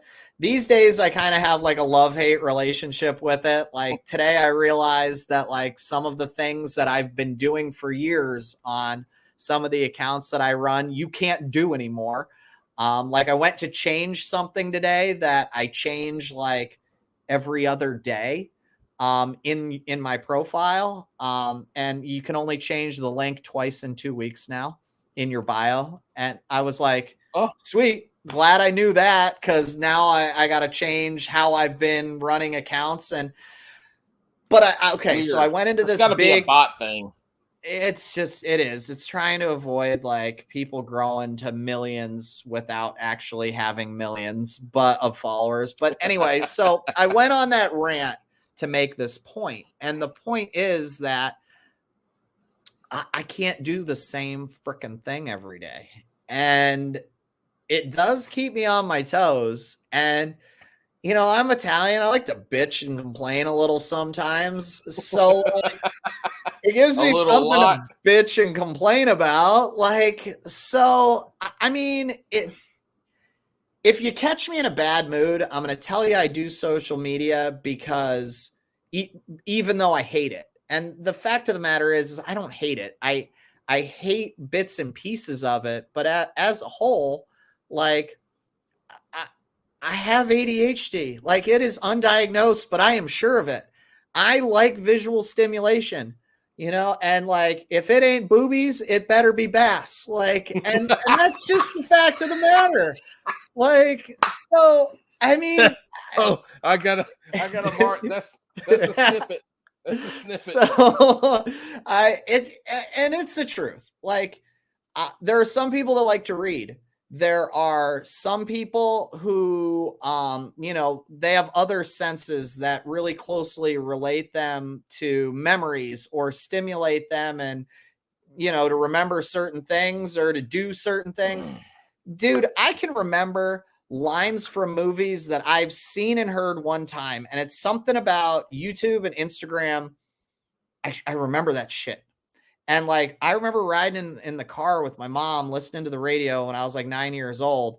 And I remember this radio station used to play like 5-second clips from movies. And I'd always get them like that because I can put myself in those scenes.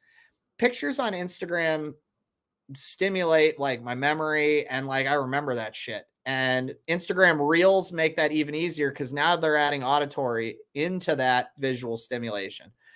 And YouTube does the same freaking thing for me. Like I remember movies, and like I remember where I was sitting when I watched that movie. Like I mean, I'm just very visually stimulated, and it stimulates other parts of my mind. And so I love Instagram. I haven't got into TikTok because it's a heck of a lot of work with all of the accounts that I run on Insta, but I mean, I'm all for it. I like that people say it's the wild, wild west. Like, and I know I'm getting behind by not having started like one yet. It's a cool, fresh idea that I'm all for. It's hard to do everything. Like I don't have my own YouTube channel. You know, I use BBD, and, you know, I have some shoots planned within the next like 6 weeks that'll hopefully give me some really high production value content from the Northeast that is swim bait related. And that'll probably spark the launch of my own YouTube channel, but we're going to share that stuff on BBD too. And I mean, dude, I love it all. Like I want to be able to do it all. I'll probably be forever single because like, I can't stop, won't stop. Like I love everything about all the aspects of the fishing industry, and social media is what helped me get kind of my foot in the door, and continues to help me stay somewhat relevant to some corners of the industry. So, well, you know, we've seen a shift, a major shift from professional anglers and content creators and sponsorships. Oh yeah. A heck of a big shift. And there's still a lot of room for good content creators to make a name for themselves out there. There's a lot of room for that to happen. It's not gonna be long before content creators that do high level production value, even if it's just photography, videography, any combination of the two, they're going to be making way more money than Elite Series anglers that aren't heavily involved in content creation. And money from the fishing, not just from YouTube. We're talking about they're going to be getting paid. Oh yeah, no, I wasn't talking YouTube at all. Industry, yeah, than the professionals will. And I can't remember what podcast it was. It's been a month, 6 or 8 weeks ago. I was listening to them. They said, and they were talking about this specific topic. Who sells more baits? And they said at this point in time, it's still tournament anglers. And it was right after the Santee event, where Christie won with what the hell was it? He was throwing the frog thing. Anyway, doesn't matter. Like when somebody wins a big event on a specific lure, they name it, and Tackle Warehouse, all these people sell out of that shit. Right. And so, but that is changing. But there's a new damn platform that comes up every 2 years that takes over and wipes out. And, you know, you might have an Instagram superstar who misses the boat on the Tic Tac or whatever's next. You know, the Joe Labarbera app, you know, whatever it is, and that person misses out, but somebody else fills that void, and now they're a superstar. You know, I mean, the technology age in fishing, from the live scope, forward-facing sonar, all the way down to the getting sponsors and getting content creation. The technology has just changed the game. I mean, Jesus, you're talking about getting in the opens. What's the per open? $1,800. $1,800 220 boats sold out every damn. I mean, that's insane, Bo. And gas is like $6 a gallon. Mm-hmm. I mean, you know, it's crazy the amount of attention you can bring to it. But again, bass fishing is minuscule compared to any other. The most famous bass anglers are less famous than a bench player in the NFL. Oh yeah. I mean, you know, Kevin Van Dam, I could probably go talk to 90% of people from where I grew up and ask them who Kevin Van Dam is. They wouldn't have a fucking clue. And they're in a town of 700 people, country town. But you go ask them a NFL player that played at Clemson, who played 2 years in the league 8 years ago, and they probably know his stats. Yeah, I mean, and here's the thing too is and this goes along with what you said prior to making that point is, but if you ask their kids who the Googans are, they might know. We're seeing a shift, and that's the major point is we're seeing a dramatic shift where Roland Martin and Bill Dance and they were so stinking popular because they were winning, and winning was everything in the Rick Clunn era, in the Roland Martin era, you know, like winning, pardon me, was everything. Mm-hmm. And winning's not everything anymore.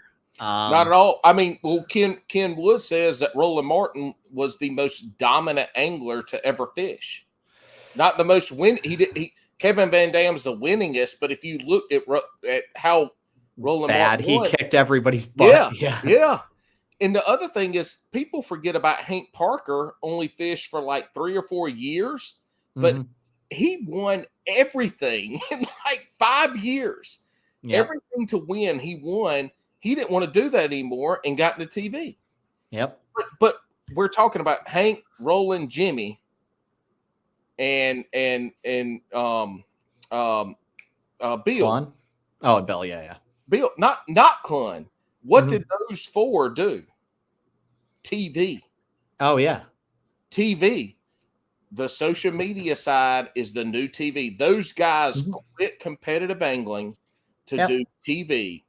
And that was a big shift during that time too. But again, at that time there was only room for those 4 or 5 guys.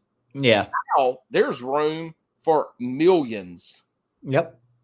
There is. And it'll be interested to see how that pizza pie gets broken up. Because the structure of how people will be served dinner, so to speak, is going to change. But here's what I believe, and I don't mean to take us off on a topic for too long, so I'll try to be brief.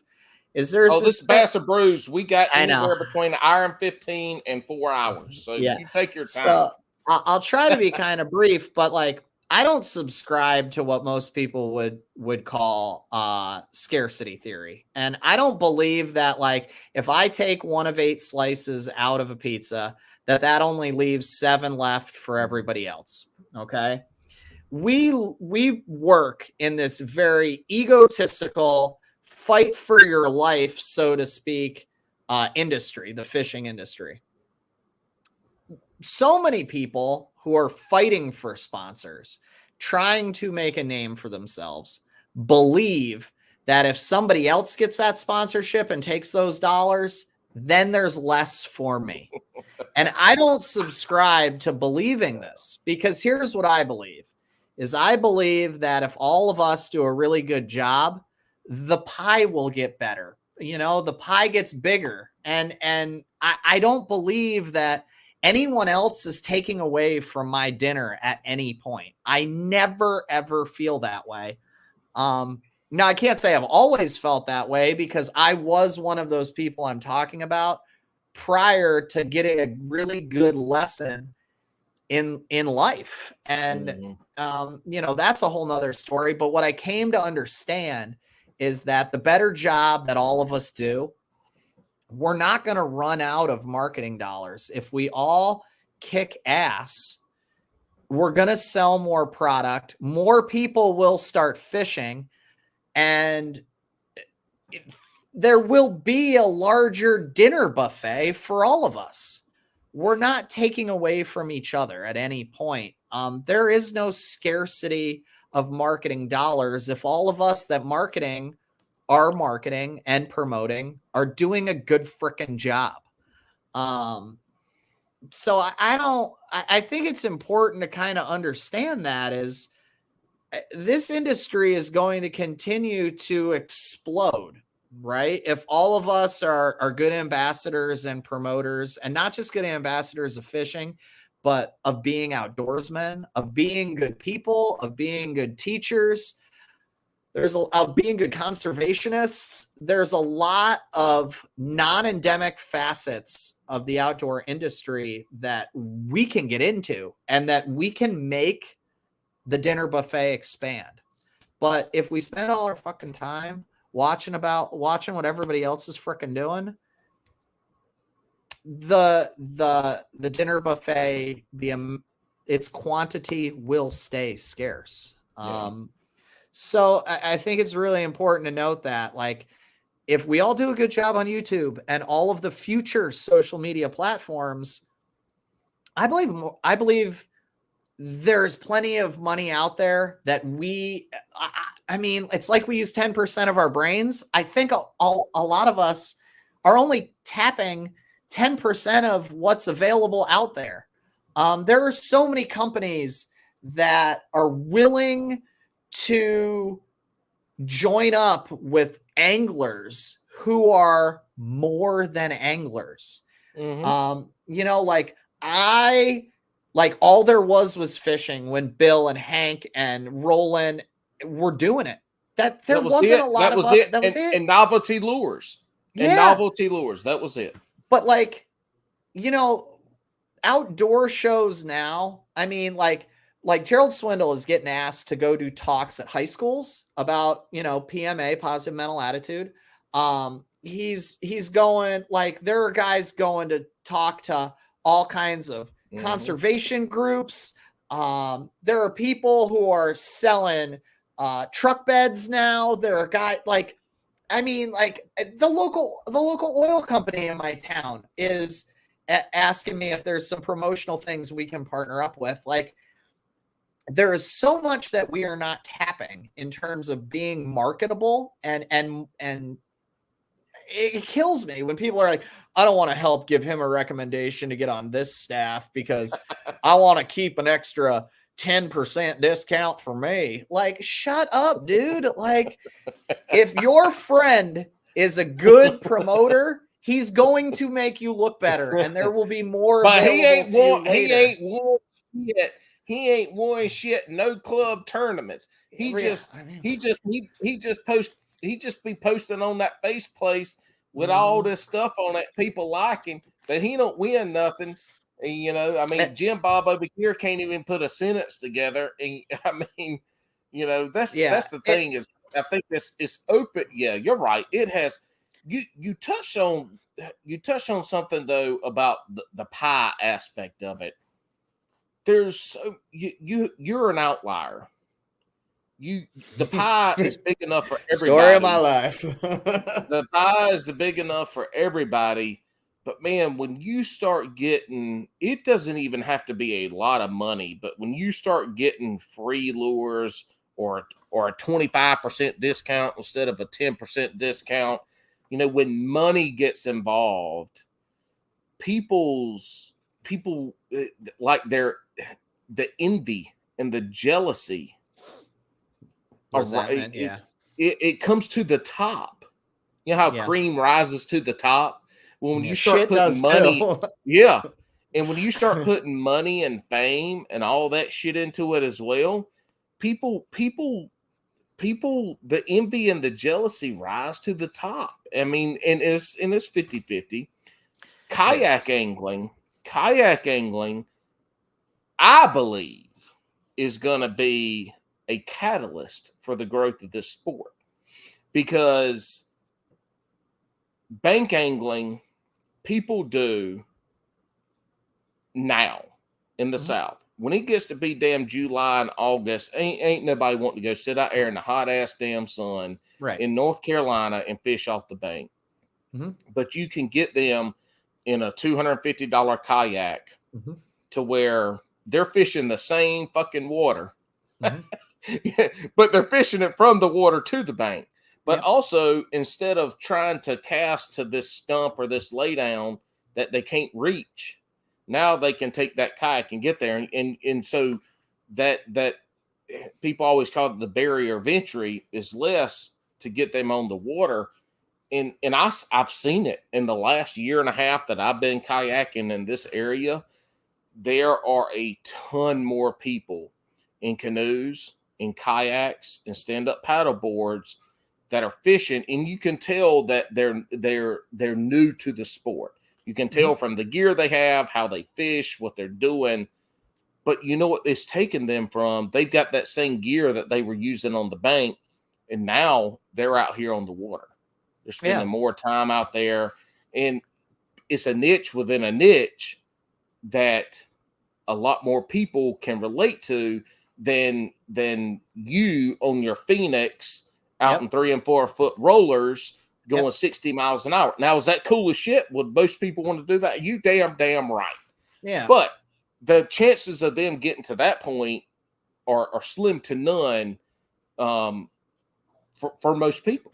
Yeah, let's be honest. Like you and I, who can't live without fishing, are in the minority, right? That's right. Like, but guys like us who have friends that are in the fishing industry, like we're in the minority. We're freaking nuts to like most of the general public, right? Like you said before, like if I went into a bar and was talking to a lady, like she does not have any freaking clue what I'm talking about. I'm weird, right? So, like that being said, like you have to know the audience too. Yeah. And I mean, that rewinds us all the way back to talking about prototyping rods and test phases. And you got to understand who uses the stuff. You have to understand what the consumers are in all of these industries. And if you want to be a good promoter, like you have to understand who you're promoting to. What do these people like? How do you make sure you don't turn people off, right?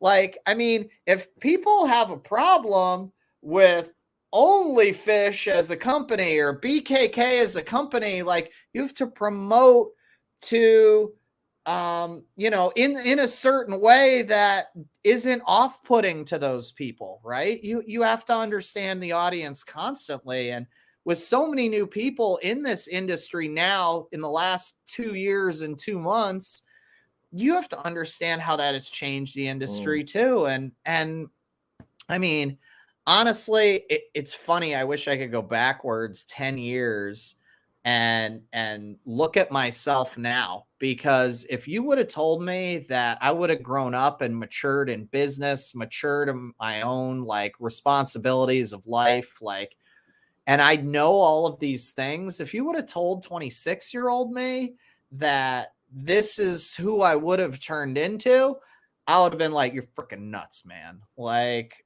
it's crazy. You smoking crack. Yeah, dude, you are on drugs, bro. like real drugs. Drugs.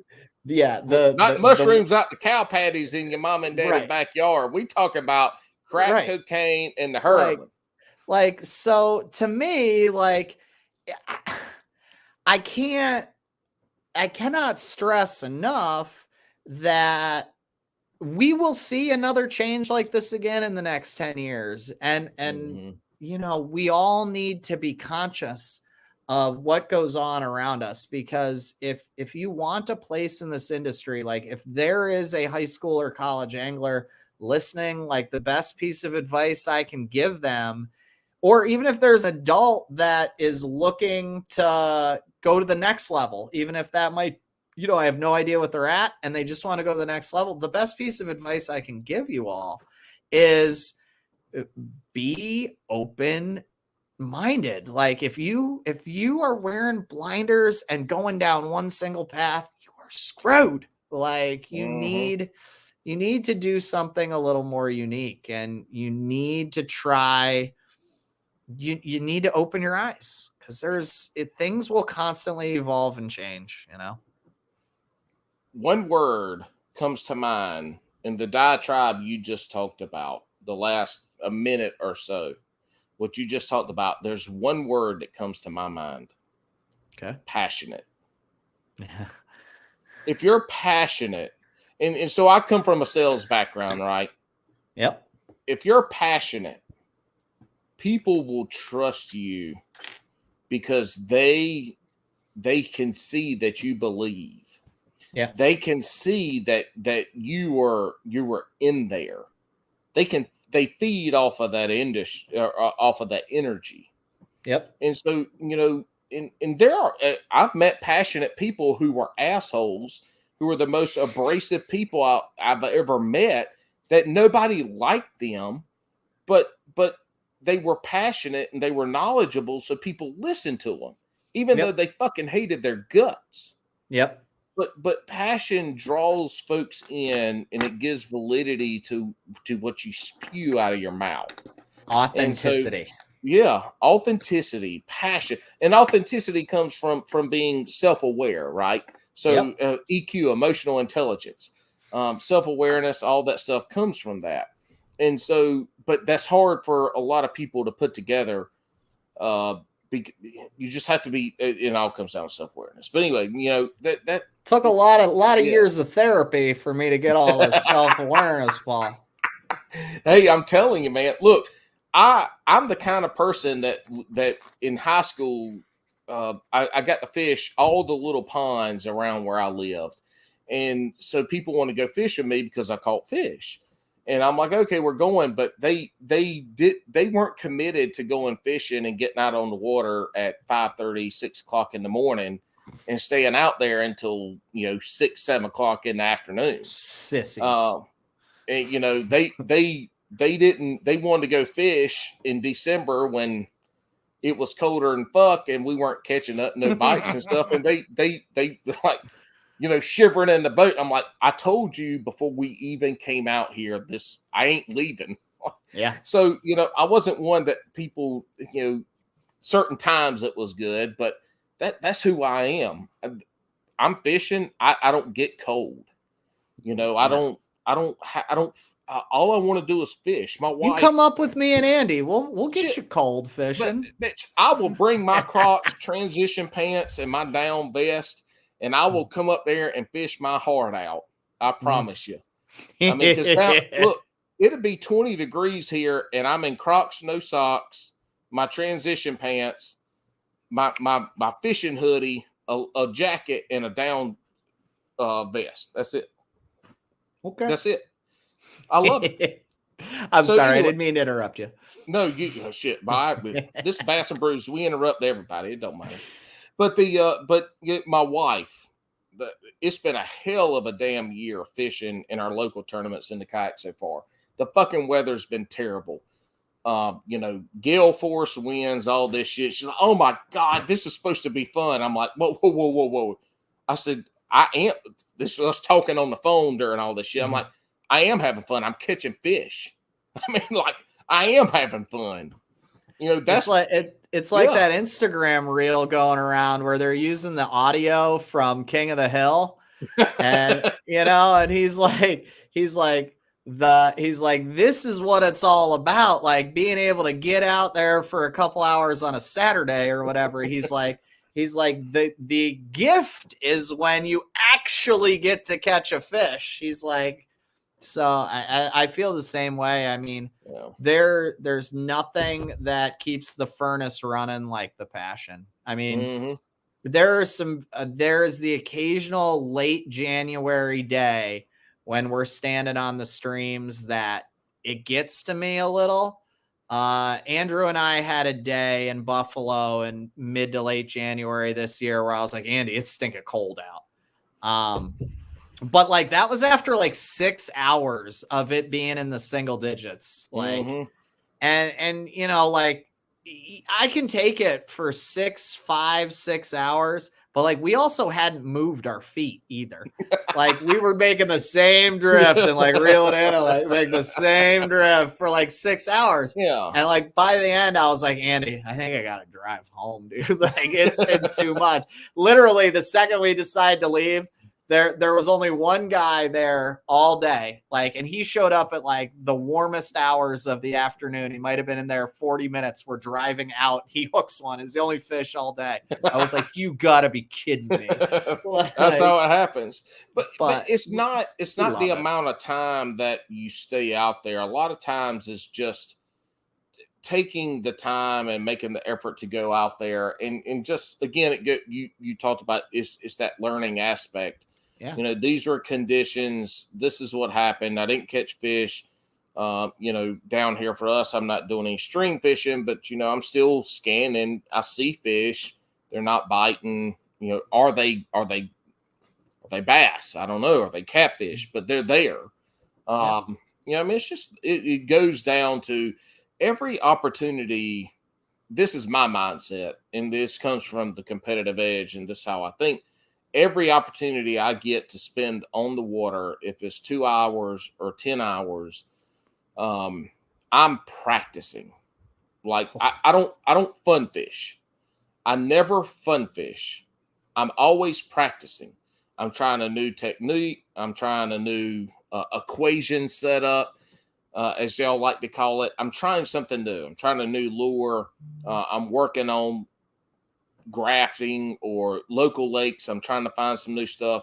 Every time I go out there, I'm practicing. It's not fun fishing. I'm practicing. I'm And working, out there to baby. catch fish. Yeah. And so that's my mindset. Like I fish these little damn stupid ass monthlies because I hate that it makes me feel weird to go out there and fish for 5 or 6 hours on a Saturday and have an opportunity to compete and not be competing. Yep. This shit drives me fucking nuts, man. So I enter these fucking monthlies in, and sometimes I might get to fish twice and not even enter in 5 fish. But that's 2 times. Maybe I do catch 100 inches and win the damn. You know, that's how I roll with it. It's just that mentality. I play sports growing up, man. I want to beat people's asses. I hope they do good. I just don't hope they do as good as I do. Yeah, I want to beat people in the worst way, and I want to. Sounds weird. I want to be the best that I can be. Like I am working towards a goal. I'm working in the fishing industry to help support that goal. I go trout fishing for freaking fun because when I am bass fishing, I am working, babe. Like that is what I am out there doing. Like I am single for a reason because the last one didn't understand that. Like I told her, I'm working, honey. Yeah. Like, and she was like, no, you're not. And it's also when your friends want to come with you and they God. want to talk and they want to do, you know, and you're like, look, I got to the point, you know, kayak fishing, people like, let's go fish. Well, kayak fishing is different because we ain't in the same boat. We ain't tied to the same piece of floating bullshit. And so when I kayak fish, I fish fast. Like I go. And I tell people, I got to the point I started to, it's like, look, I will love to go out there. We can chit chat, have a little biscuit meeting at the ramp. I said, but I'm not fun to fish with. I don't talk. I'm self-deprecating. I cuss at myself. I talk a lot of shit. I talk to myself. I videotape it. So I'm talking to the camera, which mainly I'm talking to myself. Like, I'm really not fun to fish with, but we can go. Yeah. Like we can go, but you know, I'm not going to sit in a place and cast 100 casts and shoot the shit. Like we might talk for a few minutes, but I'm going to do my thing. I mean, that's, and it's neat when I get to go fish with my buddies who have that same mindset too, because we're dialed in. Like we're trying to, if we ain't catching them, we're like, what the fuck, man? How do we fix this bullshit? Yeah, I mean, I've had like a number of co-anglers asked to travel with me several times, and like I just have to like politely decline. I can't, and it's not because I think I know better or I don't want help. it's that you don't fucking want to be around me. Like, you don't. Like, let's be honest. You haven't met me in that mode yet, or you wouldn't have asked, because we're going to be on the boat for 12 hours, and I'm going to say, all right, let's move to the next spot. You know, I mean, yeah. I mean, and I don't until recently, I haven't had the time to frickin' train somebody to come along with me and help me. And I haven't felt comfortable enough being like, no, I'm throwing a chatterbait. Put that frickin' rod down. You want to go fishing with me? You're going to follow it up with a 10-inch worm. Like, if you want to go out today, like, that's what, if you're coming with me, that's how it's going to go, because I got work to do. I'm working. Like, we didn't come out here so you could do what you wanted while I do what I want. No, like, if you're going to come and be a part of this, you need to be a helpful part, or stand on the dock and ask somebody else to take you out. Like, and I haven't been comfortable enough to do that until like the last like year or so. And I have taken one person out. And it was probably a little unfair for him because he got great recommendations from guys I hugely respect. And that's why I took him. And I had the greatest time ever with him, because he was insanely helpful and I didn't need to teach him anything. I didn't have to teach him how to complement what I was already doing. Like, I could see him making those changes when I'd kind of like peek over my shoulder. I could see him doing the things that I needed him to do without telling him to do them. And I was like, oh, bless your heart, dude. Like, oh, thank you. Like, and so it was great. You know, we get back after we load up and we're sitting around. I'm going to man hug the shit out of you. Yeah, right. Like, well, like, and he's ripping darts the whole time I'm ripping darts. And it was like, yes, like, it was perfect. Like, so, I mean, we just like gelled, but like, that's really rare. Like, I have talked to people who it's taken them 4 to 6 to 10 years to train some guys up to be actually helpful. And like, I ain't going through that. Like, because by the time 4 to 6 to 10 years goes by, hopefully I'll be fishing at a level where I don't have to take anybody with me. Like, I'll be doing this on my own anyway. So it was good training for getting to that point. So like, I don't know. But I don't do a lot of fun fishing in the bass world. Right. Yeah. Bass world, I don't fun fish. You know, I'll take some stuff out. We'll go crappie fishing with the kids off the dock. But if I'm going to fish for bass, I'm not going fun fishing. I'll say this. I do the month of May. When I fish in the state of New York, though, is the most fun. I mean, that is my fun for the year, bass fishing, because there's no tournaments in May in the state of New York. You're not allowed to smallmouth or spawning. So like, if I'm going fishing in May on smallmouth waters, I'm just out there to swing as many times as possible. And dude, I have just as much fun catching a 3-pounder as a 5.5, because I'm just out there to make swings. But like, I would still say that you're probably still not fun fishing. You're just having a lot more fun fishing. I mean, that is when I will take you. That is when I'll take you fishing, okay, right? Yeah. That's when I take my buddies who like to fishing is in May. Yeah, because if I go to say I go to Cayuga, I'm not usually going there to catch smallies. You can catch huge smallmouth there, but that's not usually why I go. Like, if I go to Oneida in May, I mean, bass, like, you can't have a tournament until June 15th. So the month of May, when I'm going there, when all the brown fish are on beds, like, dude, you're just there to frickin' kick them in the teeth. Like, so that is when I'll take friends and family members. And like, that's when you get me. Like, I might have an open earlier in the year outside of our area. But then when I'm home waiting for stuff to happen in upstate New York, that's the time of the year you guys will see me. Is like right around Mother's Day, you get a little of me. And then, like, don't expect to frickin' see me until the 3rd week of September or the 2nd week of October, depending on the year. Like, you will not see me, period. Like, I don't exist. You got to move farther down south where that time frame is non-existent. Here's what I'll say, and this is what everybody from the South does not understand. All right, and you can't, like, me telling you isn't going to make you understand, but I'm going to say it anyway. It is very exciting to fish in the North, especially upstate New York, because everything happens so fast. And if you screw up in the beginning, you can be screwed up for the entire season and screwed because everything's going.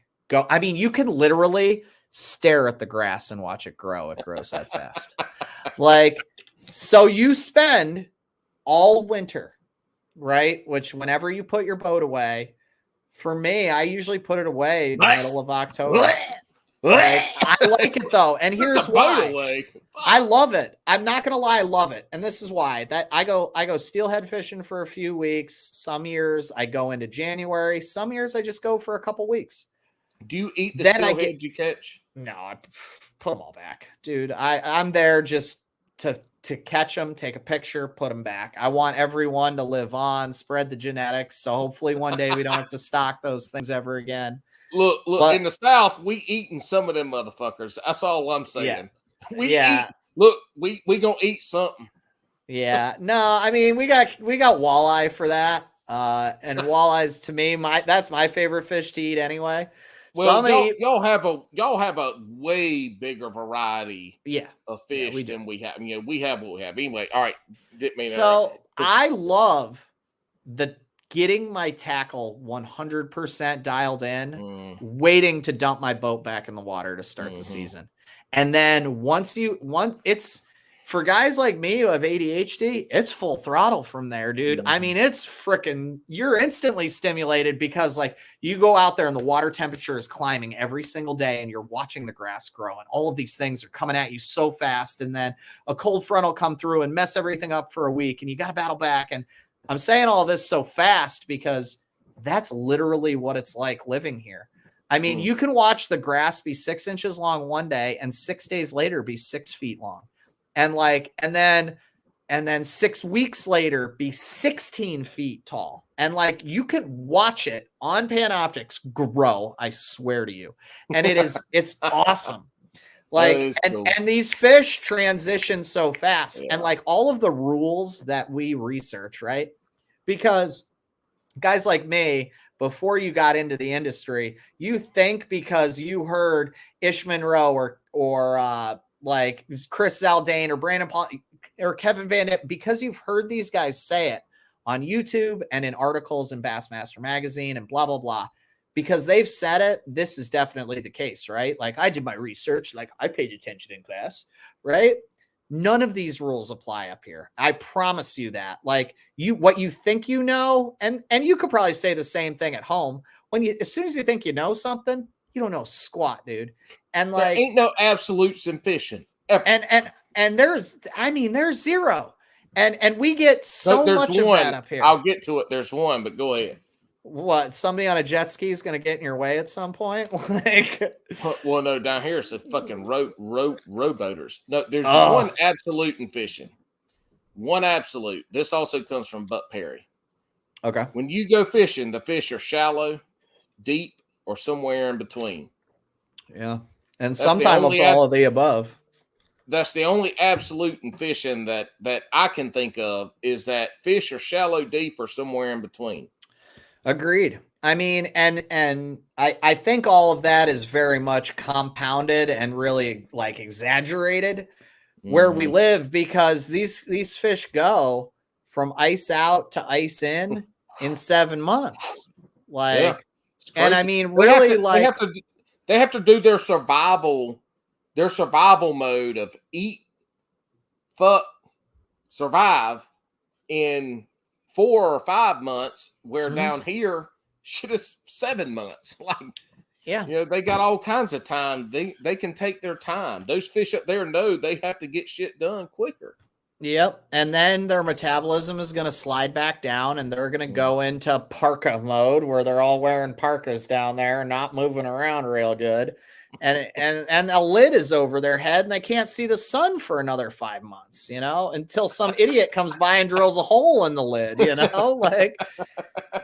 so like it's definitely a weird thing that we do up here. And to me, it makes it very exciting. And like I said in the beginning, I'm a tinkerer and a hoarder, and some of that is just my nature and my personality, but some of that is very much exacerbated by like where in the country I live too. Yeah. So, I mean, I enjoy it being like this. Like I have friends that live in Tennessee, and I was talking to this girl really recently, and Emily's like, you got to get down here. Like you live in the Arctic Circle. That stuff's hell. And I was like, look, just because you left doesn't mean everyone wants to leave, like, yeah. I get it. Like you live in Tennessee now and you like it because it's warmer, but like I could never not fish New York in the summertime. It's the best fishing on the planet as far as summertime fishing goes. Living in the North is awesome.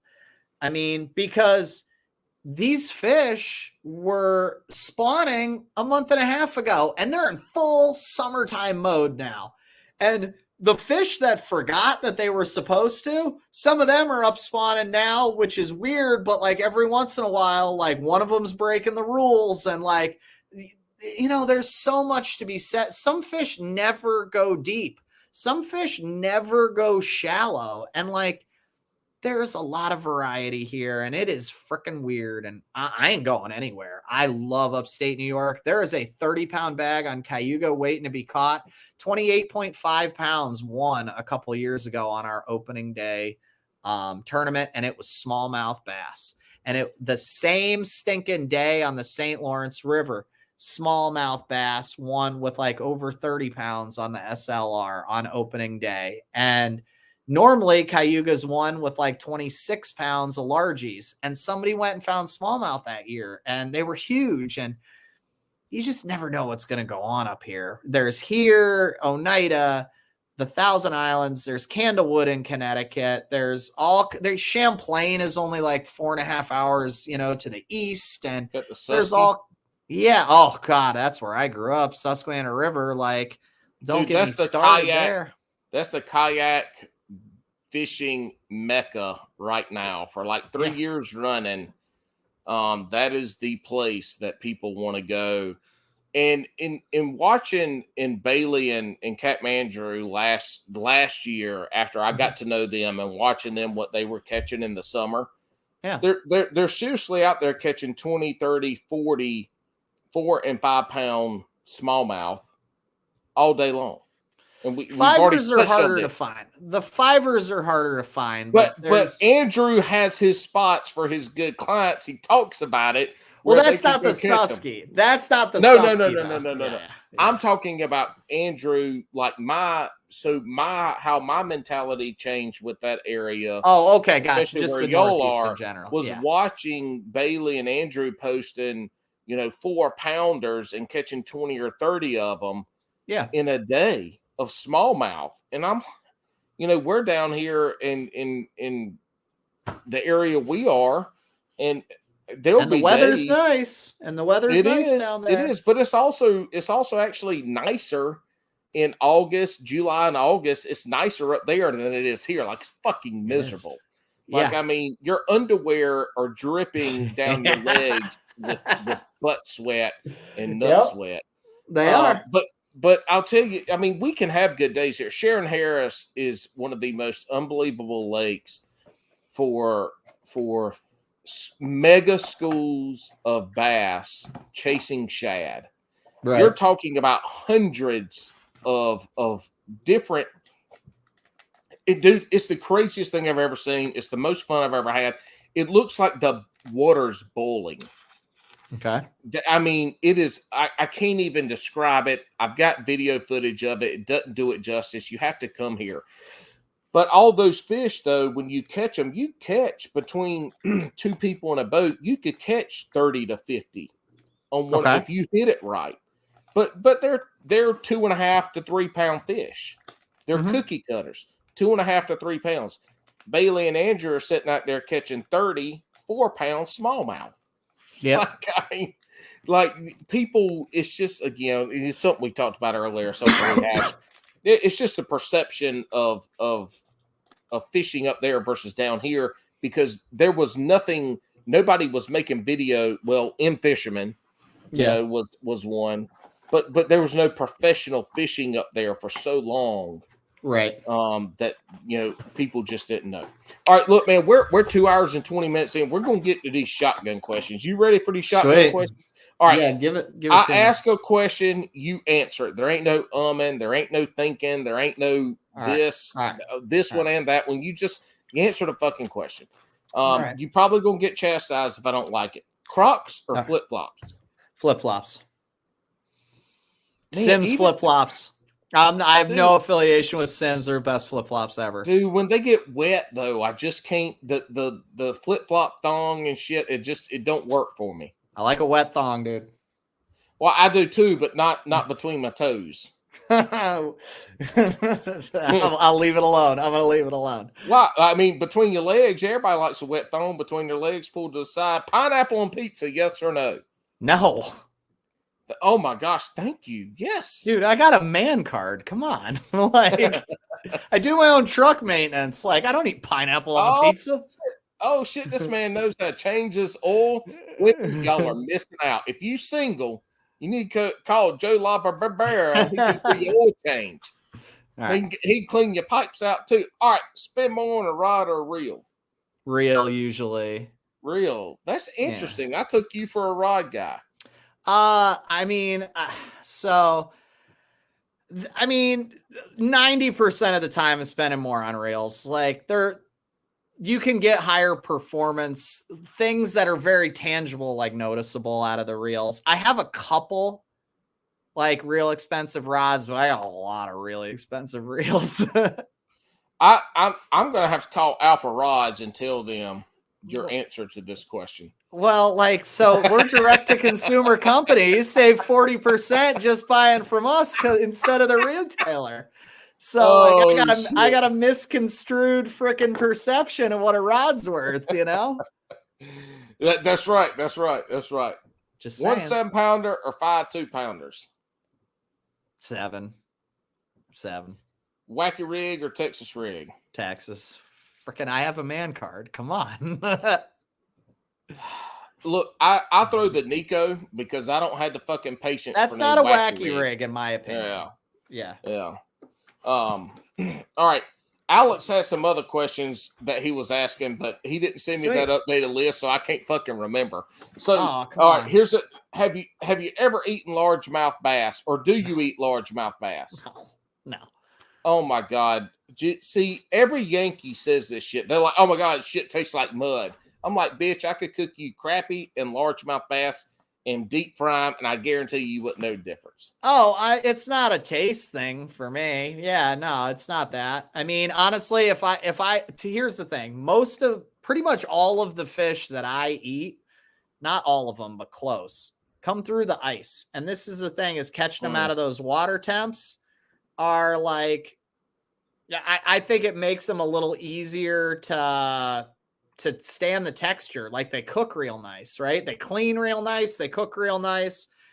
I don't know. Anytime I catch a bass through an ice hole in years that I've been ice fishing, I'm like, it's a bass. Yeah. I just put him back in the hole to be nice, So like, I just haven't gotten to do it. It's not a bring your ass down here. We're going to catch a mess of largemouth bass. We're going to post it on the internet of us cooking them and cleaning them. And we're going to relish in the hate that we get from a bunch of pansies. But look, where I grew up, so I ain't ever ate or caught no fish from the ice. It just in the Carolinas, it ain't happening. If it is, I'm pretty sure we got better shit to worry about than fishing. You're right. But where I grew up, we ate catfish. What we caught were catfish, brim, some crappie, and then bass. Yeah. And so we ate, if we want to have fucking fish fry, we go out to the pond, we catch a mess of everything. Whatever the fuck we caught, we ate. Yeah. So anyway, all right. That's how Oliver is. I mean, he'll eat anything, dude. We had fried shad roe. We caught hickory shad when I was in Virginia. Hell yeah. Dude, it was so good. So Yeah. good. I thought I was Hey, gonna hate it. I've red sucker is a fish down here, red sucker, but there's a certain way that you have to clean it and kind of prep it to fry it to eat. Delicious. Also carp. Yeah, I I'm don't in, know dude. how to do it. I don't know how to do it, but where I grew up, there were folks that would make like carp balls and fry them, and those things were fucking phenomenal. Well, here's the thing: is like, so your fish fry ends up sucking. What's the big deal? Like, drink more Mountain Dew, go in the frickin' freezer, pull out a back strap or a hind quarter, chop something up, and make something else. Like, fish fries, like, it's not the end of the world if you don't like what's up to eat. Like, microwave a pizza. I don't care. That's Like, right. I'm That's always down to eat it. It's definitely, you just got to get down with the get down. All right. Have you ever eaten beaver? Yeah, buddy. Well, no, I'm talking about the beaver that swims in the water. Oh, I've had some soaking wet beaver in my life, dude. Hey, I'll tell you what. I'm single, dude, for a reason. Texas Bass Babe, congratulations. Yeah. Finished third Yeah, as I the saw that. non-boater. Yeah. As the non-boater at Ross Barnett. Right.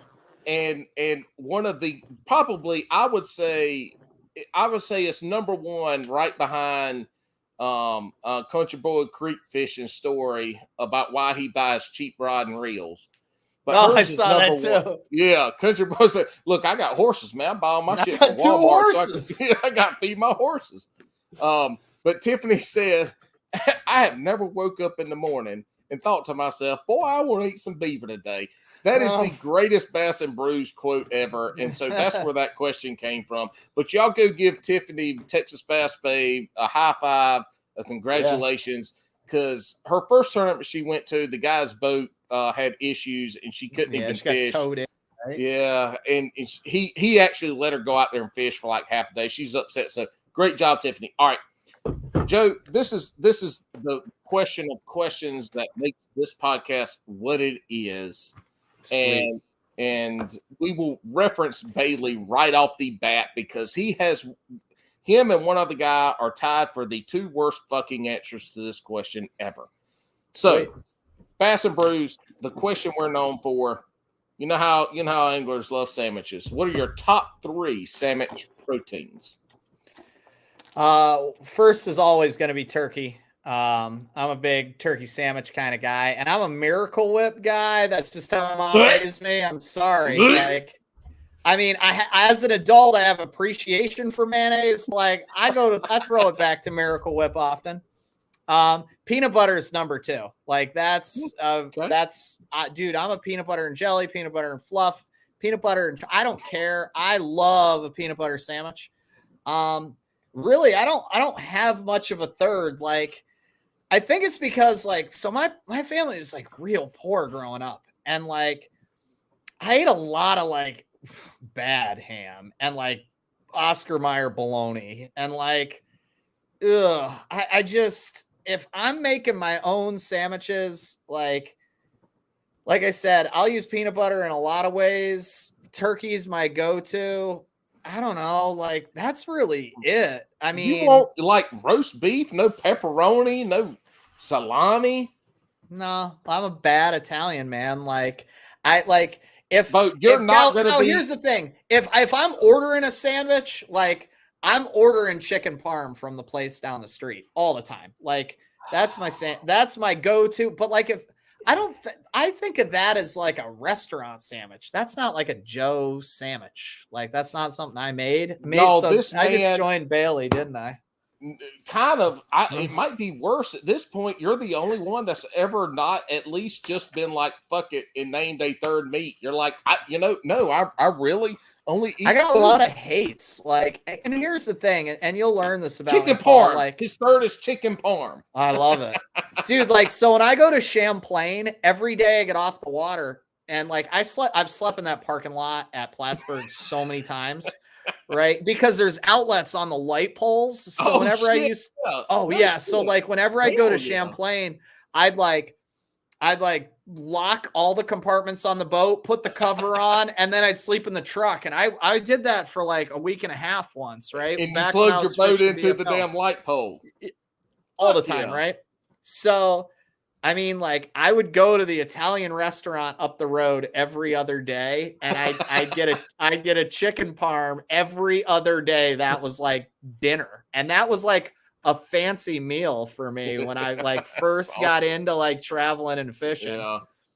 So that might be kind of like why my answers were so terrible. Hey, chicken Because like parm, we got it. No, look, your Like- answers are fine. You're the first person. We've had a couple peanut butter and jellies, but you're the first person that threw out the puff. oh, And dude, let me tell you something. Peanut butter and jelly sandwich with puff. Put it in the refrigerator overnight. Oh yeah. And pull it out and eat it the next day. Like the puff is chewy. It's like I can't describe it, but it's chewy and pulley and cold and yeah. So like I was poor growing up. Like you had to get versatile with your Jif and your Peter Pans, man. Like, but I ate mayonnaise sandwiches growing up. Yeah, a piece of bread with like an inch thick of Duke's mayonnaise and another piece of bread. Cracked black pepper on it too, right? No, just mayonnaise, man. Look, what? No crack it. We had the pre-cracked pepper in my house. That's what I mean. Like, really, it was the packet you stole from Arby's, right? Like, yeah, it wasn't a packet though. They stole like 8 tables full, and when you got home, they made the kids tear them open and pull them into salt and pepper shaker. Well, I got to tell you this, like one of my fondest memories of being poor growing up was like my mom used to do it all the time because we're all going to sports and stuff so much. Like I have a brother and a sister, and it was like a big deal when the Arby's coupons would come in the mail and you could get 5 for $5.55 regulars or beef and cheddars. And we were like, hell yeah. It was like, oh dude, like, sweet, we're not getting pizza from like the crappiest place in town. Like since we were all on the go, my mom couldn't cook all the time, so like we had to eat really cheap when we were on the go. And like 5 for $5.55, like dude, you were born in the 80s and ate at Arby's a lot in the late 90s if you waited for those coupons to come in the mail, bro. Where I grew up, the first time I ever ate at Arby's, I was in college in the early 2000s. Oh, where I grew up, there like we had some local restaurants, but if you wanted fast food, it was 20 minutes to the. Oh no, we drove 40 minutes to go get it because like I live in the boonies. But like most of our sports were like in that direction. So like if Kate had a soccer game in Binghamton, we were like, oh, sweet, we're going to swing through Arby's tonight for dinner. Like, that's what we get rewarded with because for sitting through our sister's soccer game. All right, everybody go get a newspaper. We're going to go in one at a time with the coupons. Yeah. So we each get our five sandwiches. Yep. Oh, yeah.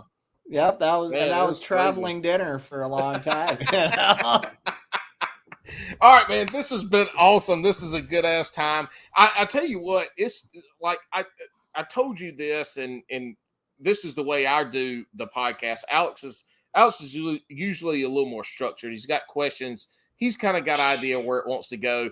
Me, we just take the conversation like getting into the big swim baits. That's something I was curious about. You gave a lot of good information, which was awesome. The rods, that was great to hear about, what kind of goes into it from y'all's aspect of it. There was a ton in here, so I'm super excited. Hang on. We'll end this. We'll come back and kind of finish up on the end. Before we do that, shout out, all your people that you want to thank, anybody you want to highlight, sponsors. This is your time to throw anybody out. So there are a lot of great companies that help support me to do what I do. Really, like the only person that I really want to thank though is just my mom, dude. Like she probably won't hear this. Like she, listens to enough of the podcasts that I do and stuff, but like, I I wouldn't be where I am if she didn't continue to encourage me to do what makes me happy. And like, you know, I've ridden like I could have went the easy route. I could have made six figures like my siblings and my parents. And you know, I would like to think I have good enough genetics. I could have skated by and done pretty okay for myself, but you know, I'm not that type of person. And mom has been so hugely supportive. She's seen me weigh in like once. She traveled up to Oneida and watched me weigh in a BFL. And I was in the first flight and I was like leading for a while, which like made her really excited. And Awesome. I mean, my mom, she lives 2 blocks away. My job that I used to work full time was in between, and her job was next door to mine. My mom's the public defender now, and I work teaching drug and alcohol education, like prevention education, in the schools. And so like my agency, the Drug and Alcohol Treatment Center, is right next to the courthouse. And like, so we have lunch like 2 days a week. We either have it at her house or my house. So we'll go to her house and let her dogs out often. Like, so we have a really, really close relationship. And I mean, like I said, I have a ton of amazing companies that are helping me along this road and have given me opportunities. But like, without the support of my mom, I don't think I'd be taking the leaps that I take. And I don't think I would be as comfortable doing what I do every day. I mean, it feels good to have family support. And my mom is definitely the glue that holds our family together. So I just feel at some point, yeah, I want to fish burn it. And I don't know, like if you know the story, but like Fish, and if any of the viewers don't know what I'm talking about, Fishburne qualified for a couple Bassmaster Classics, and he went on stage with a shirt that just said grandma on it. And, you know, he said, I've got all these companies that are helping me out, but like, if it wasn't for grandma, I wouldn't be where I am today. And I truly, truly from the bottom of my heart feel that way about my ma. And, you know, like she's the reason that I am me, probably more than anyone. So that's the only person who needs Hell yeah. Ma Jola. There we go. Yeah. Mama Labarbera. Like Mama that's what one of my buddies called her for a while. He loved to mispronounce my last name. He used to call her Mama Labarbera. Look, Bo, there's a lot of fucking vowels put together in your name, and that shit just don't do it. So tell us where we can find you on the social medias, and then we're going to end it.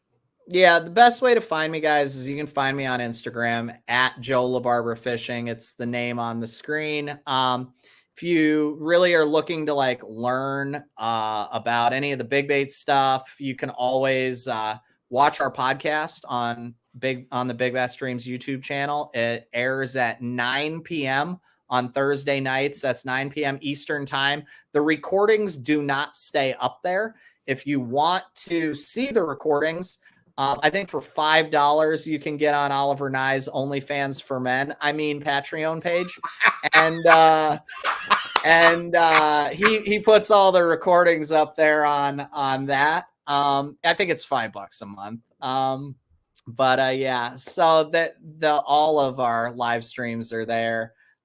If you ever have rod questions, you know, about alpha stuff, you can DM me at Alpha Angler. If you have big bait questions, DM Oliver. Like, no, you can DM the Big Bass Streams page and I'll get back to you. I mean, I'm not gonna lie, and I don't mean this in a weird way, which I've had friends twist this for me in a weird way. Dude, I'll stay up DMing people fishing stuff all night. Like if you have questions and they're honest to God questions, you're not just being ridiculous. Like I'm happy to help. Like Polinick, I reached out to him on Facebook back, I don't know, 2013.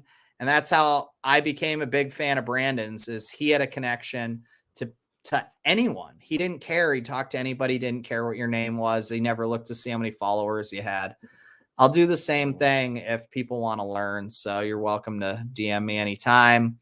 Check out our videos on the Big Bass Streams YouTube channel. There's over 800 videos to watch. Yeah. Come catch a double digit with us sometime. All right, y'all heard it here on Bass and Brews. Slide into his DMs, but no toe picks.